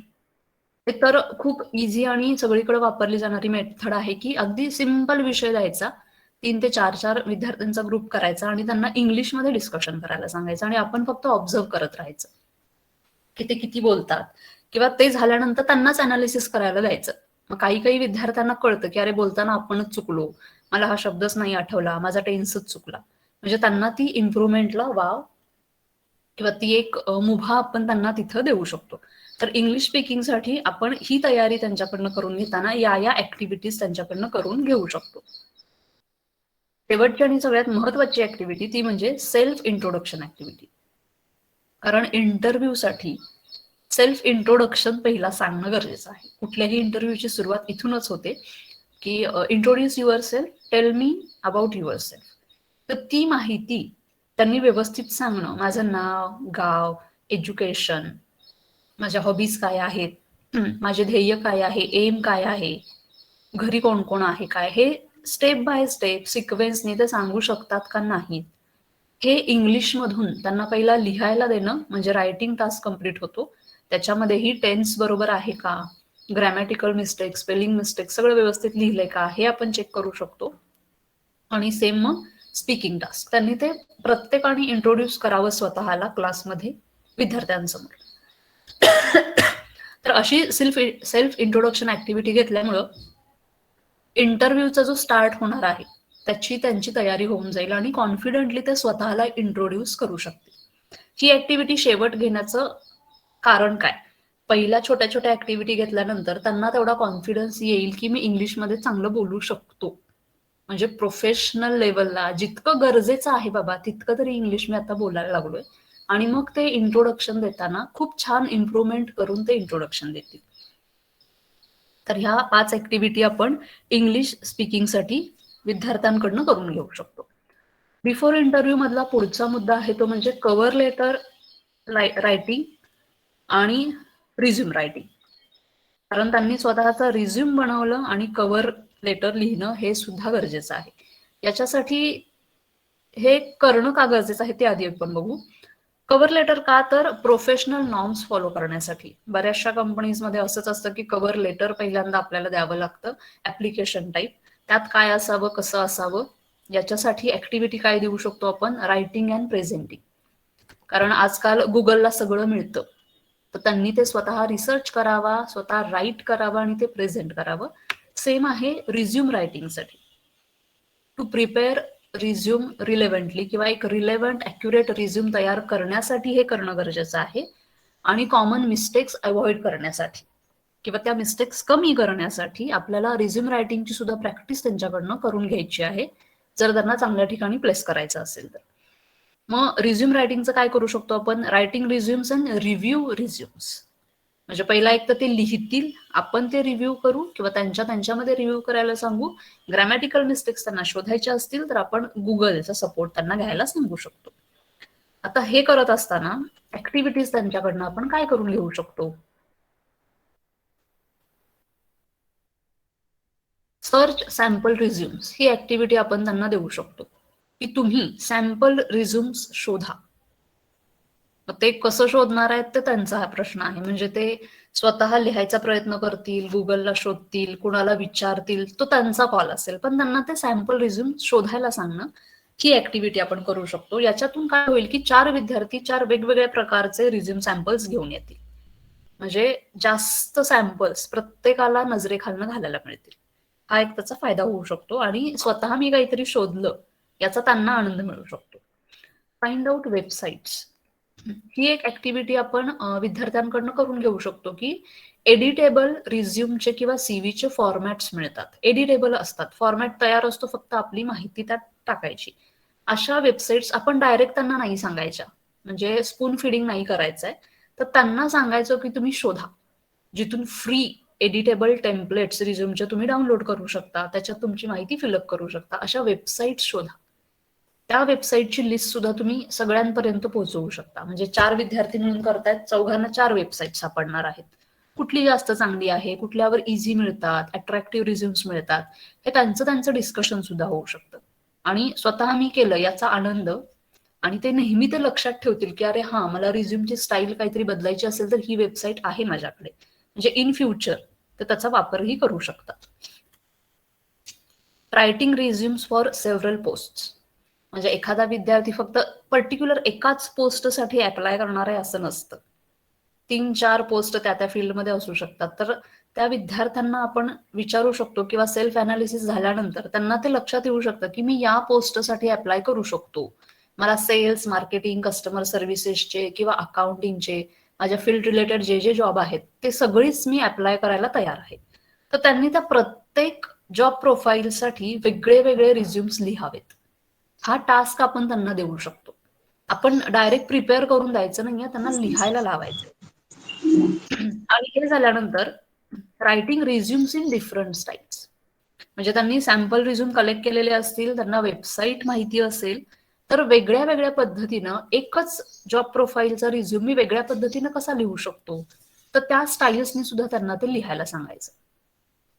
हे आपण रिझ्यूम फॉर्मॅटसाठी वगैरे करू शकतो.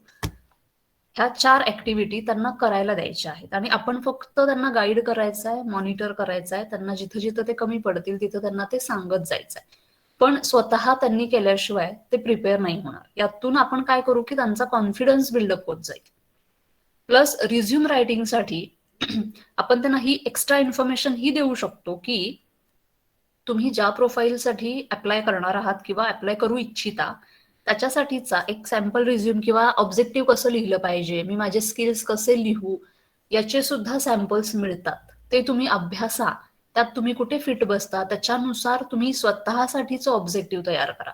स्वतःचे स्किल्स तुम्ही कसे लिहिणार आहे, तुमचे स्किल्स काय आहेत, प्लस त्या स्किल्स रिलेटेड मला जर कोणी प्रश्न विचारला तर मी काय सांगणार आहे, हे सगळं त्यांनी स्वतः केलं तर त्यांना ते जास्त बेनिफिशियल होऊ शकतं. म्हणजे हा आपण 5 ऍक्टिव्हिटीज बिफोर इंटरव्ह्यू रिझ्यूम रायटिंगची तयारी करण्यासाठी घेऊ शकतो. बिफोर इंटरव्ह्यू मध्ये पुढचा मुद्दा येतो तो म्हणजे ग्रूमिंग. हे का करणं गरजेचं आहे? To present themselves confidently. इंटरव्ह्यूला कसंही जाऊन चालत नाही, एक प्रोफेशनल अटायर आपला पाहिजे. छान असं बघितल्यावर वाटलं पाहिजे की कॅन्डिडेट किती व्यवस्थित आलेला आहे. तर हे ग्रूमिंग गरजेचं आहे. मग याच्यासाठी सेंटरमध्ये प्रोफेशनल अटायर कॉम्पिटिशन आपण अरेंज करू शकतो.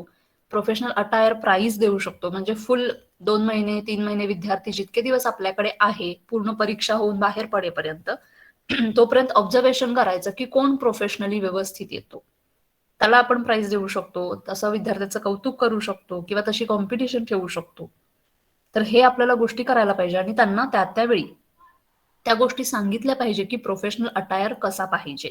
आपण गाईड करायचं आणि अधिक माहिती तुम्ही स्वतः शोधा असं आपण त्यांना सांगू शकतो. सगळ्यात महत्वाची गोष्ट बिफोर इंटरव्ह्यू ती म्हणजे प्रॅक्टिस करत राहणं.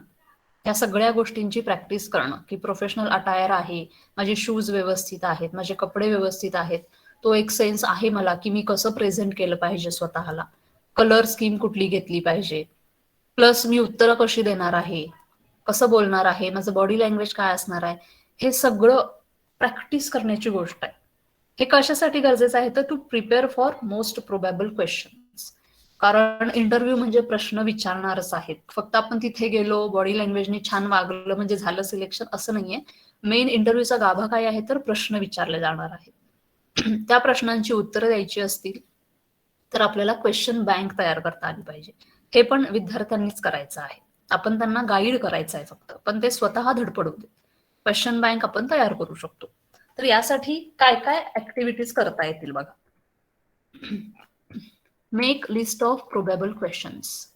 काय प्रश्न अपेक्षित असतील हे आता गुगल केलं तर भरमसाठ डेटा आपल्याला मिळून जाईल, पण त्या विद्यार्थ्याला ते करायला सांगणं, त्यांनी ती लिस्ट बनवणं. 4 विद्यार्थ्यांनी 4 लिस्ट बनवल्या, प्रत्येकाने 10-10 क्वेश्चन बनवले तर 40 क्वेश्चन तिथंच तयार झाले. ती लिस्ट प्रोबॅबल क्वेश्चन्सची बनवल्यानंतर त्यांनी write down answers for all these questions. प्रत्येकाने आपल्या परीनं त्या त्या प्रश्नाला काय उत्तर आपण देऊ शकतो, एक स्टँडर्ड उत्तर काय असू शकतं, हे आपण प्रत्येकानं लिहून ठेवलं पाहिजे. कारण कसं असतं की क्वेश्चन असे विचारतात की प्रेझेन्स ऑफ माइंड चेक करायला पण काही क्वेश्चन विचारले जातात. तर ते प्रत्येक व्यक्तीनुसार बदलणार आहे, पण स्वतःला त्या विद्यार्थ्याला माहित पाहिजे ना की हा प्रश्न आला तर मी उत्तर काय देणार आहे. म्हणजे आपला प्रेझेन्स ऑफ माइंड आपण त्याला नाही सांगू शकत. त्याची मेंटॅलिटी वेगळी असणार आहे, त्याची सायकोलॉजी प्रत्येकाची वेगळी असते. त्यामुळं त्या विद्यार्थ्याला प्रिपेअर व्हायला आपण वाव द्यायचा आहे की हा हे प्रश्न असतील, तू उत्तर काय देणार, तू लिहून काढ. लिहिल्यानंतर ते सतत वाचत राहिलं ना, ते इम्प्रूव्ह होत जातात क्वेश्चन्स, त्याच्या आन्सर्स. मग असे क्वेश्चन बँक मुलांना आपण तयार करायला सांगू शकतो आणि त्याचे उत्तर. हे सगळं झाल्यावर याची प्रॅक्टिस करण्यासाठी पेअर गेम आपण घेऊ शकतो. पेअर गेम म्हणजे जोडी जोडी 2-2 विद्यार्थ्यांची बनवायची. एकानं इंटरव्ह्यूवर व्हायचं, एकानं इंटरव्ह्यू देणारा व्हायचं. एकाने क्वेश्चन विचारायचे, दुसऱ्याने उत्तर द्यायची.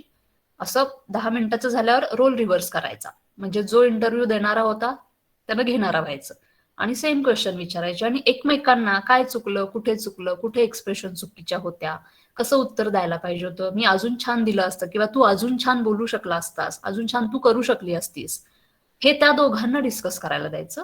आणि हे दोघं करत असताना आपण LF किंवा सेंटरला जे कोणी अटेंड करणार आहेत स्टुडंटना, त्यांनी फक्त ऑब्झर्वेशन करत राहायचं. जिथं तुम्हाला वाटतं इनपुट द्यावा तिथं आपण त्यांना इनपुट देऊ शकतो, त्यांना ट्रॅकवर पुन्हा आणू शकतो.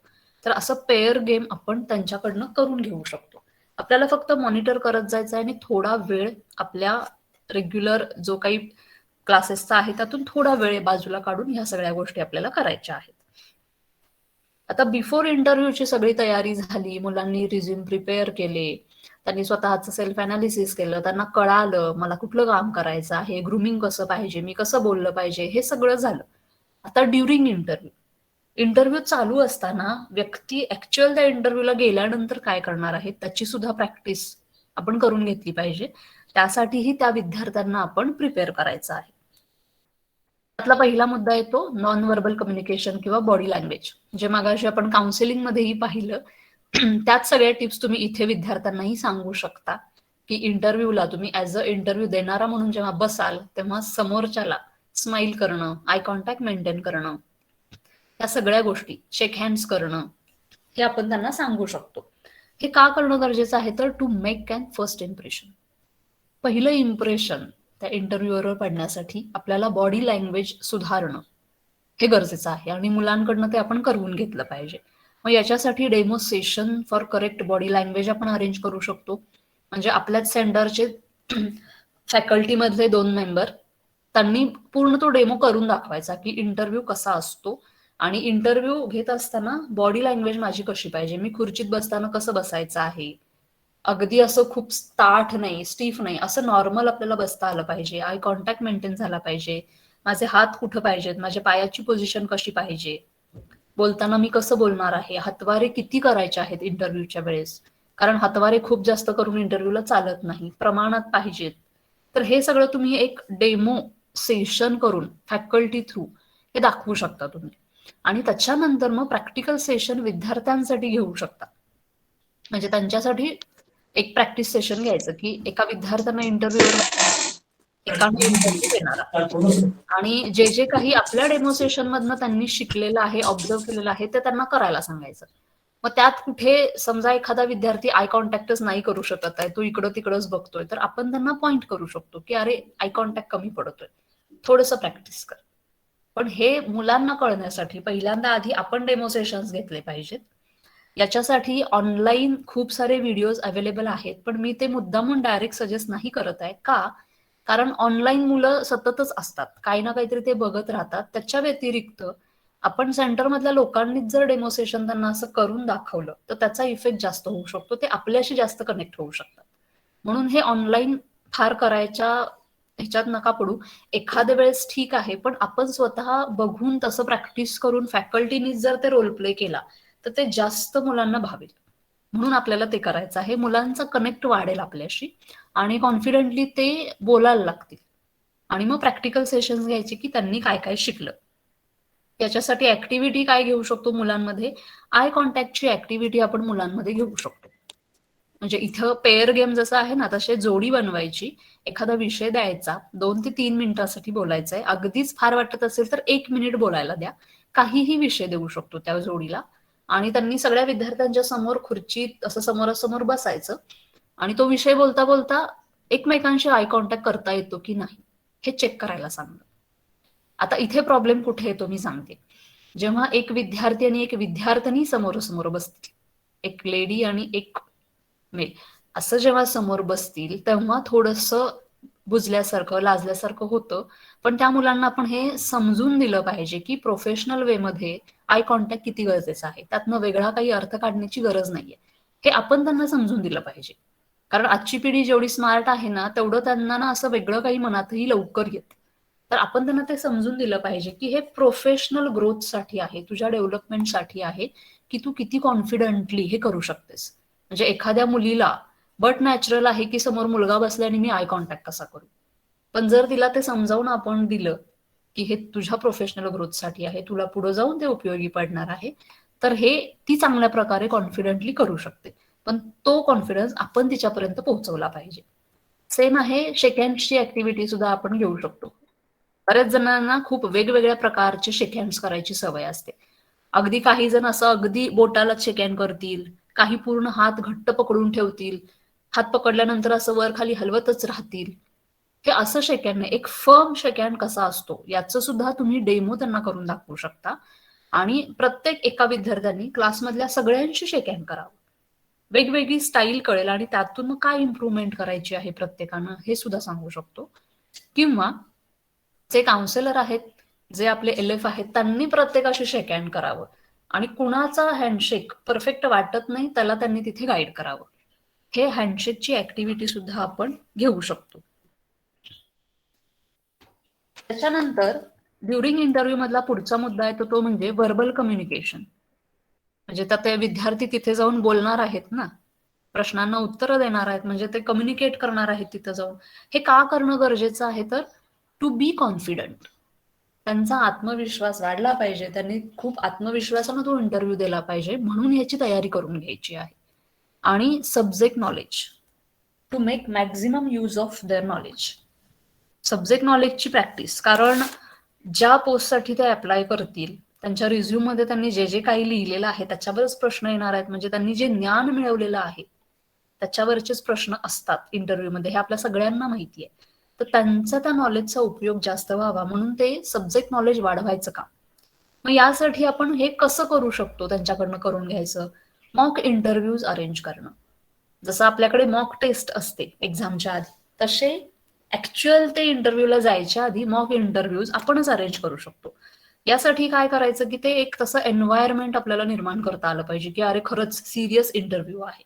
म्हणजे जसं एखाद्या कंपनीत गेल्यावर ते इंटरव्ह्यू देतील तसं आपण एन्व्हायरमेंट तसं क्रिएट करू शकतो. एखाद्या सेंटरला म्हणजे एखाद्या साईडला किंवा केबिन मध्ये तशा चेअर अरेंज करणं, मुद्दामून 3 ते 4 पॅनल मेंबर्स बसणं, आपणच LF जे आहे सेंटरचे मेंबर बसणं, त्याला समोर बसायला देणं विद्यार्थ्याला, हे असं एन्व्हायरमेंट पण आपल्याला क्रिएट करता आलं पाहिजे. आणि फुल मॉक इंटरव्ह्यू म्हणजे जसा ओरिजिनल इंटरव्ह्यू असणार आहे तसा फुल इंटरव्ह्यू त्यांचा घ्यायचा आहे, हे आपण करू शकतो. मग हे मॉक इंटरव्ह्यूज वगैरे करायचं आणि ते असेस कसं करायचं हेही पुढे आपण बघणारच आहे. पण इंटरव्ह्यू मध्ये इफेक्टिव्ह त्यांनी राहावं, त्यांचा प्रभाव त्यांनी पहिल्याच इम्प्रेशन मध्ये टाकावा इंटरव्ह्यूवर, म्हणून बिईंग इफेक्टिव्हची पण प्रॅक्टिस झाली पाहिजे. हे का करायचं, टू मेक अन इफेक्ट, प्रभाव क्रिएट करण्यासाठी. मग यासाठी हे कसं करून घ्यायचं विद्यार्थ्यांकडनं, तर विद्यार्थ्यांना आपण एक टास्क देऊ शकतो की dos and don'ts for an interview. मुलांनी स्वतः हे पॉइंट्स लिहून काढायचे की इंटरव्ह्यूला काय करणं गरजेचं आहे मॅनर्स एटिकेटच्या दृष्टीने आणि काय नाही करायचं, म्हणजे कोणती गोष्ट टाळायची आहे. ते मुलांनी लिस्ट बनवावी, त्याचं प्रेझेंटेशन करावं. जसं डू काय आहे की आय कॉन्टॅक्ट मेंटेन करून तुम्ही इंटरव्ह्यूअर कडे बघतच बोललं पाहिजे. डोंट्स मध्ये काय आहे की ज्या इंटरव्ह्यूच्या त्या खोलीमध्ये आपण बसलोय त्याचं छताकडे बघणं, चेअरकडे बघणं, खुर्चीकडे बघणं, पर्टिक्युलर एखादी फ्रेम तिथे लावलेली आहे त्याच्याकडे बघत उत्तर देणं, हे डोंट्स आहे, हे अवॉइड आहे. तर अशा सिंपल गोष्टी त्यांना शोधायला सांगणं. त्यांचा एक कॉमन सेन्स असतो, ते स्वतः लिहितील पहिल्यांदा, लिहिल्यानंतर मग त्यांना आपण सांगू शकतो तुम्ही गुगल करा किंवा तुमच्या सिनियर्सना विचारा, तुमच्या घरात कोणी मोठे असतील, बहीण भाऊ असतील, मित्र असतील, त्यांच्यामध्ये डिस्कस करा, विचारा. पहिल्यांदा स्वतःच्या लेवलला ते लिहू देत आणि त्यानंतर मग गुगल. गुगलवर भरपूर माहिती तुम्हाला मिळून जाईल. तर ते डूज अँड डोंट्सची लिस्ट त्यांच्याकडे तयार पाहिजे, की मी इंटरव्ह्यूला जाताना आणि इंटरव्ह्यू देत असताना मी काय गोष्टी केल्या पाहिजेत त्याचं मी कटाक्षानं पालन करेनच, तिथं मला चूक नाही करायची आहे, आणि कुठल्या गोष्टी मी टाळणार आहे. जसं लेडीजसाठी बघा, खूप मोठं असं कानातलं घालून जाणं हे इंटरव्ह्यूला डोंट्स मध्ये आहे. हेवी ज्वेलरी म्हणतो आपण त्याला. सिम्पल सोबर आउटलुक असावा, आपला अपिअरन्स असावा, हे डूज मध्ये आहे. तर अशा गोष्टी मुलांनी मुलींनी लिहून काढाव्या. तर हे बीइंग इफेक्टिव्ह मध्ये ह्या गोष्टी ड्युरिंग इंटरव्ह्यूसाठी आपण आधीच प्रॅक्टिस करून घ्यायचे. आणि प्रेझेन्स ऑफ माइंड हा पण विद्यार्थ्यांचा चेक करता आला पाहिजे आपल्याला, की एखादा गुगली क्वेश्चन असतो, इंटरव्ह्यूवर खूप हुशार असतात, काहीतरी वेगळा क्वेश्चन विचारतात आणि फक्त त्यांचं मिनिंग म्हणजे त्यांना काय त्यातून अभिप्रेत असतं की विद्यार्थ्याचा प्रेझेन्स ऑफ माइंड काय आहे किंवा सेन्स ऑफ ह्युमर आहे की नाही. तर to be attentive and alert म्हणजे इंटरव्ह्यूच्या वेळेस खूप अटेंटिव्ह त्या विद्यार्थ्यांना राहिलं पाहिजे, अलर्ट असलं पाहिजे की कुठल्या वेळी ते क्वेश्चन विचारतायत, म्हणून हे करणं गरजेचं आहे. आणि यासाठी सुद्धा डेमो राऊंड्स म्हणजे जसं आपण मॉक सेशन्स घेतले तसे त्याच मॉक इंटरव्ह्यूज मध्ये आपण असा गुगली क्वेश्चन स्वतःही विचारू शकतो. तर हे असे गुगली क्वेश्चन्स ना इंटरनेटला तुम्हाला मिळून जातील, किंवा एखादा इंटरव्ह्यूवर असा असतो की एकच क्वेश्चन पहिलाही विचारेल, मध्येही पुन्हा तोच क्वेश्चन विचारेल आणि शेवटलाही पुन्हा तोच क्वेश्चन रिपीट करतील. इंटरव्ह्यू पण आपली विद्यार्थ्यांची मेंटॅलिटी चेक करत असतात. म्हणजे पहिला मी सेमच उत्तर दिलंय, दुसऱ्यांदा प्रश्न विचारल्यावर उत्तर बदललं का, तिसऱ्यांदा पण बदललं का, म्हणजे प्रेझेन्स ऑफ माइंड चेक करतात की मी ऑलरेडी उत्तर दिलंय प्रश्नाचं, तोच प्रश्न मला पुन्हा विचारला गेलाय, मी उत्तर तेच दिलं पाहिजे ना की मी वेगळं उत्तर दिलं पाहिजे, सेम उत्तर दिलं पाहिजे. किंवा काही इंटरव्ह्यूवर फक्त सेन्स ऑफ ह्युमर पण चेक करत असतात, तर तिथं कॉन्फिडेंटली बोलताही आलं पाहिजे की सर 2 वेळा सांगितलं ना मी उत्तर, आत्ताही माझं तेच उत्तर आहे. म्हणजे मला त्याचं चिडचिड झाले असंपेक्षाही हसत हसत आपल्याला ते सांगताही आलं पाहिजे. आणि असं त्यांचा प्रेझेन्स ऑफ माइंड चेक करण्यासाठी मॉक इंटरव्ह्यूज मध्ये आपणही तसे प्रश्न त्यांना विचारू शकतो. आता आफ्टर इंटरव्ह्यू मध्ये काय बघा, आफ्टर इंटरव्ह्यू नंतर जसं म्हणजे बिफोर ड्युरिंग गरजेचं आहे, आफ्टर इंटरव्ह्यू सुद्धा खूप महत्वाचा आहे. कशासाठी? एंड ऑफ एन इंटरव्ह्यू म्हणजे इंटरव्ह्यू संपणार आहे, आता संपत आलाय, झालाय इंटरव्ह्यू. तर हे करणं का गरजेचं आहे? To maintain same level. एक पहिल्यापासून जी इंटरव्ह्यूची आपल्या लेवल होती तीच तशीच व्यवस्थित राहावी म्हणून आपलं body posture, gesture, smile, eye contact interview संपल्यावर पण तसाच पाहिजे आणि पोलाइटली आपल्याला थँक्यू म्हणता आलं पाहिजे. तर ही विद्यार्थ्यांकडनं आपण ऍक्टिव्हिटी करून घेऊ शकतो. ते असेच करू शकतो की मॉक इंटरव्ह्यूज मध्ये इंटरव्ह्यू झाल्या झाल्या पटकन विद्यार्थी खुर्चीतनं उठला का, हुश केलं का, बरं झालं म्हणून गडबडीनं बाहेर जातोय का रूम मधनं, हे सगळं ऑब्झर्व करून त्यांना त्या गोष्टी आपण प्रॅक्टिस करून घेतल्या पाहिजेत की पोलाइटली तुम्ही थँक्यू म्हणा, सगळ्यांना शेक हँड करा, हॅव अ गुड डे म्हणा, हे असं म्हणून अगदी व्यवस्थित बाहेर पडा. ही गोष्ट आपण त्यांच्याकडनं करून घेऊ शकतो. आणि आफ्टर इंटरव्ह्यूची महत्वाची एक गोष्ट आहे ते म्हणजे फॉलोअप, की मी आता एक इंटरव्ह्यू दिलेला आहे, तर प्रोफेशनल एथिक्स नुसार मी कसा फॉलोअप घेतला पाहिजे. तर काही विद्यार्थी गडबड करतात, तिथंच विचारतील. तेवढं अगदी म्हणजे इन्फॉर्मल वातावरण इंटरव्ह्यूअर कडनं पण वाटलं तर ते असं विचारू शकतात, पण प्रत्येकच ठिकाणी असं चालेल असं नाही. मग फॉलोअपसाठी काय, तर फोन कॉल करू शकतो की नेक्स्ट राऊंड कधी आहे. सेम ती ऑपॉर्च्युनिटी दिली, आपण अजून वेट करतोय, तर इंटरव्ह्यू झाल्यानंतर सेकंड डे आपण थँक्यूचा मेल केला पाहिजे, जेणेकरून त्यांनाही लक्षात येईल की अरे हा प्रोफेशनल एथिक्स सांभाळणारा कॅन्डिडेट आहे, विचार करू शकतो. तर ह्या गोष्टी मुलांना सांगितल्या पाहिजेत आपण. तर हे फॉलोअप साठीच. आता मॉक इंटरव्ह्यू घेत असताना म्हणजे आपण बिफोर बघितलं, ड्युरिंग बघितलं आणि आफ्टर पण बघितलं, त्या ऍक्टिव्हिटी पण आपण बघितल्या. आता मेन आहे मॉक इंटरव्ह्यू जेव्हा आपण घेत असू तेव्हाच्या ऍक्टिव्हिटीज काय. डेमो क्वेश्चन आन्सर राऊंड करायचा, एकतर म्हणजे फॅसिलिटेटर असेल किंवा लर्नर्स ग्रुपमध्येच आपण असे ग्रुप बनवू शकतो की 4 लोक इंटरव्ह्यूवर होणार आहेत, एखाद्यानं इंटरव्ह्यू द्यायचा आहे, ठीक आहे. प्लस आपण मार्किंग शीट बनवू शकतो किंवा त्या विद्यार्थ्यांना आपण सांगू शकतो की आता मॉक इंटरव्ह्यूचे 3 राऊंड होणार आहेत, त्याच्यासाठी तुम्ही मार्किंग शीट बनवा स्वतःसाठीची. आणि आपण सुद्धा एक मार्किंग शीट बनवू शकतो विद्यार्थ्यांसाठी, जी आपल्याकडे असेल, आपण त्यांना मार्क देऊ जेव्हा आपण इंटरव्ह्यू घेणार आहे, मॉक इंटरव्ह्यूज. तर अशी मार्किंग शीट आपण बनवू शकतो. प्रत्येक गोष्टीला ना आउट ऑफ 5 म्हणजे 5 पैकी मार्क द्यायचे. मग आता पहिल्या राऊंडला एक विद्यार्थी आला, त्याचा अटायर कसा होता बाबा, प्रोफेशनल होता नव्हता, म्हणजे 1 आणि 2 म्हणजे पुअर, 3 असणार आहे, 3 नंबर हा ॲव्हरेज, 4 आणि 5 म्हणजे चांगलं, बेस्ट, एक्सलंट, असं तुम्ही 1 to 5 मार्क देऊ शकता. मग अटायरला पहिल्या ह्याच्यात समजा तो अगदीच साधा चालला होता किंवा ॲव्हरेजच होता, तर 3 मार्क दिले. कॉन्फिडन्स लेवल त्या विद्यार्थ्याची चेक करायची असेल तर आय कॉन्टॅक्ट त्याचा होता की नाही, 1 ते 5 मार्क. शेक हँड त्यांनी व्यवस्थित केलं की नाही, 1 ते 5 मार्क. बॉडी लँग्वेज कसं होतं, फुल मॉक इंटरव्ह्यू तो संपेपर्यंत, तिथे आपण मार्क देऊ शकतो. सब्जेक्ट नॉलेज किती होतं त्याला, किती प्रश्नांना उत्तरं दिली, नाही दिली. प्लस हे जे 3 पॉईंट मी फक्त फॉर एक्झाम्पल दिलेत की अटायर, कॉन्फिडन्स लेवल आणि सब्जेक्ट नॉलेज, याच्यामध्ये तुम्ही ऍडअप करत जाऊ शकता. ही मार्किंग शीट तुम्हाला पाहिजे तेवढी तुम्ही वाढवू शकता. म्हणजे जसं मगासपासून आपण बॉडी लँग्वेज बघितलं, स्माइल केलं की नाही त्याला मार्क द्या, हँडशेक तर घेतलेलंच आहे, त्याचं स्किल, तो स्वतःला किती कॉन्फिडेंटली प्रेझेंट करतो, कसं बोलतो, कम्युनिकेशन कसं आहे, काय तुम्हाला पाहिजे तेवढे एन नंबर ऑफ थिंग्स तुम्ही या शीटमध्ये ऍड करू शकता. प्रत्येक ह्याला 5 पैकी मार्क देत जायचं. मग असं पहिल्या राऊंडला सेम हीच गोष्ट त्या विद्यार्थ्यानं स्वतःसाठी करावी, की पहिला राऊंड माझा झाला, माझा अटायर आज मला कसा वाटला, नाही 2च मार्क, काय बरोबर नव्हतं आज, अजून जरा मी चांगलं करू शकते. कॉन्फिडन्स लेवल माझा कसा होता हे प्रत्येक विद्यार्थ्यांनी अनालिसिस करावं, की नाही आज आय कॉन्टॅक्ट जमलाच नाही, आज पहिलाच राऊंड होता, टेन्शनच आलं होतं, नको 1च मार्क. मग शेक हँड्स करायला पण मला म्हणजे टेन्शनच आलं होतं, की सरांना कसं शेक हँड करणार, नाही बरं वाटलं, मग मी अगदी घाबरत शेक हँड केलं, 2च मार्क. बॉडी लँग्वेज पण आज पूर्ण म्हणजे बिघडलेलीच होती माझी, कॉन्फिडन्सच गेलाच होता माझा पूर्ण, काहीतरी वेगळंच माझे हातवारे चालू होते, मग नाही ॲव्हरेजच वाटलं मला, मग 3च मार्क. सब्जेक्ट नॉलेजचं तो स्वतःला मार्क देऊ दे प्रत्येक विद्यार्थी. मग असं पहिल्या राऊंडचं झाल्यावर सेकंड राऊंडला सुद्धा सेम प्रोसेस, म्हणजे as a teacher, as a learning facilitator, as a guide, as a counsellor, तुम्ही तुमची एक शीट बनवायची त्या विद्यार्थ्यासाठी आणि त्या विद्यार्थ्यानं स्वतःची पण शीट बनवायची. आणि नंतर 3 राऊंड झाल्यानंतर तुम्ही ॲव्हरेज काढू शकता, 3 फिगर त्याचा ॲव्हरेज, आणि त्याच्यातून लक्षात येऊ शकतं की कुठं इम्प्रूव्हमेंट करणं गरजेची आहे. म्हणजे सब्जेक्ट नॉलेज व्यवस्थित आहे, अटायर पण व्यवस्थित जमलाय, पण आय कॉन्टॅक्टमध्ये सगळीकडेच मला 2-2-2च मार्क पडलेत, म्हणजे ॲव्हरेज मला 2च आहे. म्हणजे मला हे ॲव्हरेजच्या वरती न्यायचं असेल तर मला आय कॉन्टॅक्ट इम्प्रूव्ह करणं गरजेचं आहे. म्हणजे मी आय कॉन्टॅक्टच्या ऍक्टिव्हिटीज केल्या पाहिजे किंवा फोकस देऊन ते केलं पाहिजे मी, हे त्या विद्यार्थ्याला आपण सांगू शकतो.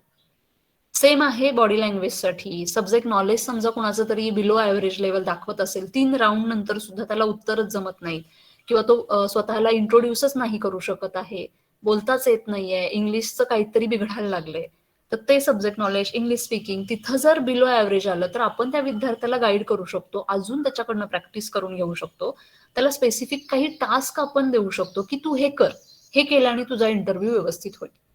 म्हणजे प्रत्येक विद्यार्थी हे असं मार्कशीट किंवा मार्किंग शीट बनवल्यानंतर प्रत्येक विद्यार्थिनीला किंवा विद्यार्थ्याला ते कळेल की मी कुठं कमी पडतोय, आणि आपल्याला सुद्धा लक्षात येईल की कुठला विद्यार्थी कशामध्ये कमी आहे, आपल्याला कुठल्या विद्यार्थ्याला काय सांगायचंय. म्हणजे सगळ्यांनाच आय कॉन्टॅक्ट इम्प्रूव्ह करा हे सगळ्यांना सांगण्यापेक्षा 5च विद्यार्थी मला असे सापडले की ज्यांचा आय कॉन्टॅक्ट वीक होता, मी त्यांच्यासाठी वेगळं काहीतरी ऍक्टिव्हिटी करून देऊ का, मग ही आपली क्रिएटिव्हिटी आहे, हे आपलं एक्स्ट्रा एफर्ट राहणार आहेत. त्यामुळे असं मार्किंग शीट आपण सगळ्यांनी बनवलं पाहिजे. मग तुम्ही ते मॅन्युअली बनवा, एक्सेलमध्ये बनवा, जसं तुम्हाला वाटतं तसं, मुलांनाही तो वाव असू दे. हे असं केल्याने काय होत जाईल की इम्प्रूव्हमेंट करायला आपल्याला प्रत्येक वेळेस लक्षात येत राहील. इव्हन 3 राऊंड झाल्यानंतर ॲव्हरेज करण्यापेक्षा सुद्धा 1 राऊंड झाल्यावर सुद्धा तुम्ही त्या विद्यार्थ्यांशी बोलू शकता. म्हणजे ज्यांचं हँडशेक किंवा बॉडी लँग्वेज तुम्हाला वीक वाटलं त्यांचा एक ग्रुप बनवा, ज्यांचं सब्जेक्ट नॉलेज वीक वाटलं त्यांचा एक ग्रुप बनवा. सब्जेक्ट नॉलेज इम्प्रूव्ह करण्यासाठी ज्यांचं सब्जेक्ट नॉलेज चांगलं आहे त्यांना त्या ग्रुपमध्ये ग्रुप लीडर म्हणून अपॉइंट करू शकता. त्यांनी मग एकमेकांना शेअर करणं, एकमेकांकडनं त्या ऍक्टिव्हिटीज करून घेणं. ज्याचं बॉडी लँग्वेज चांगलं आहे त्याला ट्रेनर म्हणून अपॉइंट करणं अशा विद्यार्थ्यांसाठी की ज्यांचं बॉडी लँग्वेज कुठेतरी चुकतंय किंवा कमी पडतंय, ज्यांचा कॉन्फिडन्स लेवल कमी व्हायला लागलाय, तर त्यांनी त्या विद्यार्थ्यांना ट्रेन करावं. म्हणजे प्रत्येक वेळेस आपणच एनर्जी तिथं दिली पाहिजे तेवढा वेळही नसतो, मला माहितीये वेकेशन बॅचला खूप गडबड असते, तर विद्यार्थ्यांमध्ये आपण असे ग्रुप बनवून त्यांना ती ऍक्टिव्हिटी करायला देऊ शकतो. आणि मग तशा ग्रुप ऍक्टिव्हिटीज झाल्यानंतर सेकंड राऊंडला चेक करणं की इम्प्रूव्हमेंट आहे की नाही. सेकंड झाल्यावर पुन्हा डिस्कशन, पुन्हा चर्चा, पुन्हा त्या विद्यार्थ्यांमध्ये ट्रेनिंग आणि मग तिसरा राऊंड आणि फायनल मग ॲव्हरेज. त्यानंतर मग त्या विद्यार्थ्यांना स्पेसिफिक सांगणं की तू हे अजूनही कमी पडतंय, तू तुझ्या बाजूनी एफर्ट अजून घेतले पाहिजेस. म्हणजे तुला जर चांगलं करिअर घडवायचं असेल, चांगल्या ठिकाणी प्लेस व्हायचं असेल, तर ह्या गोष्टी तू स्वतः करू शकतोस. तर हे आपण असं एक मार्किंग शीट सुद्धा नक्की बनवू शकतो. तर या सगळ्या गोष्टी मला काउन्सिलिंग टेक्निक्स आणि इंटरव्ह्यू प्रिपरेशनसाठीच्या आज मला तुमच्यापर्यंत पोहोचवायच्या होत्या. तर आता तुम्हाला काही क्वेश्चन्स वगैरे असतील तर ते आपण घेऊयात.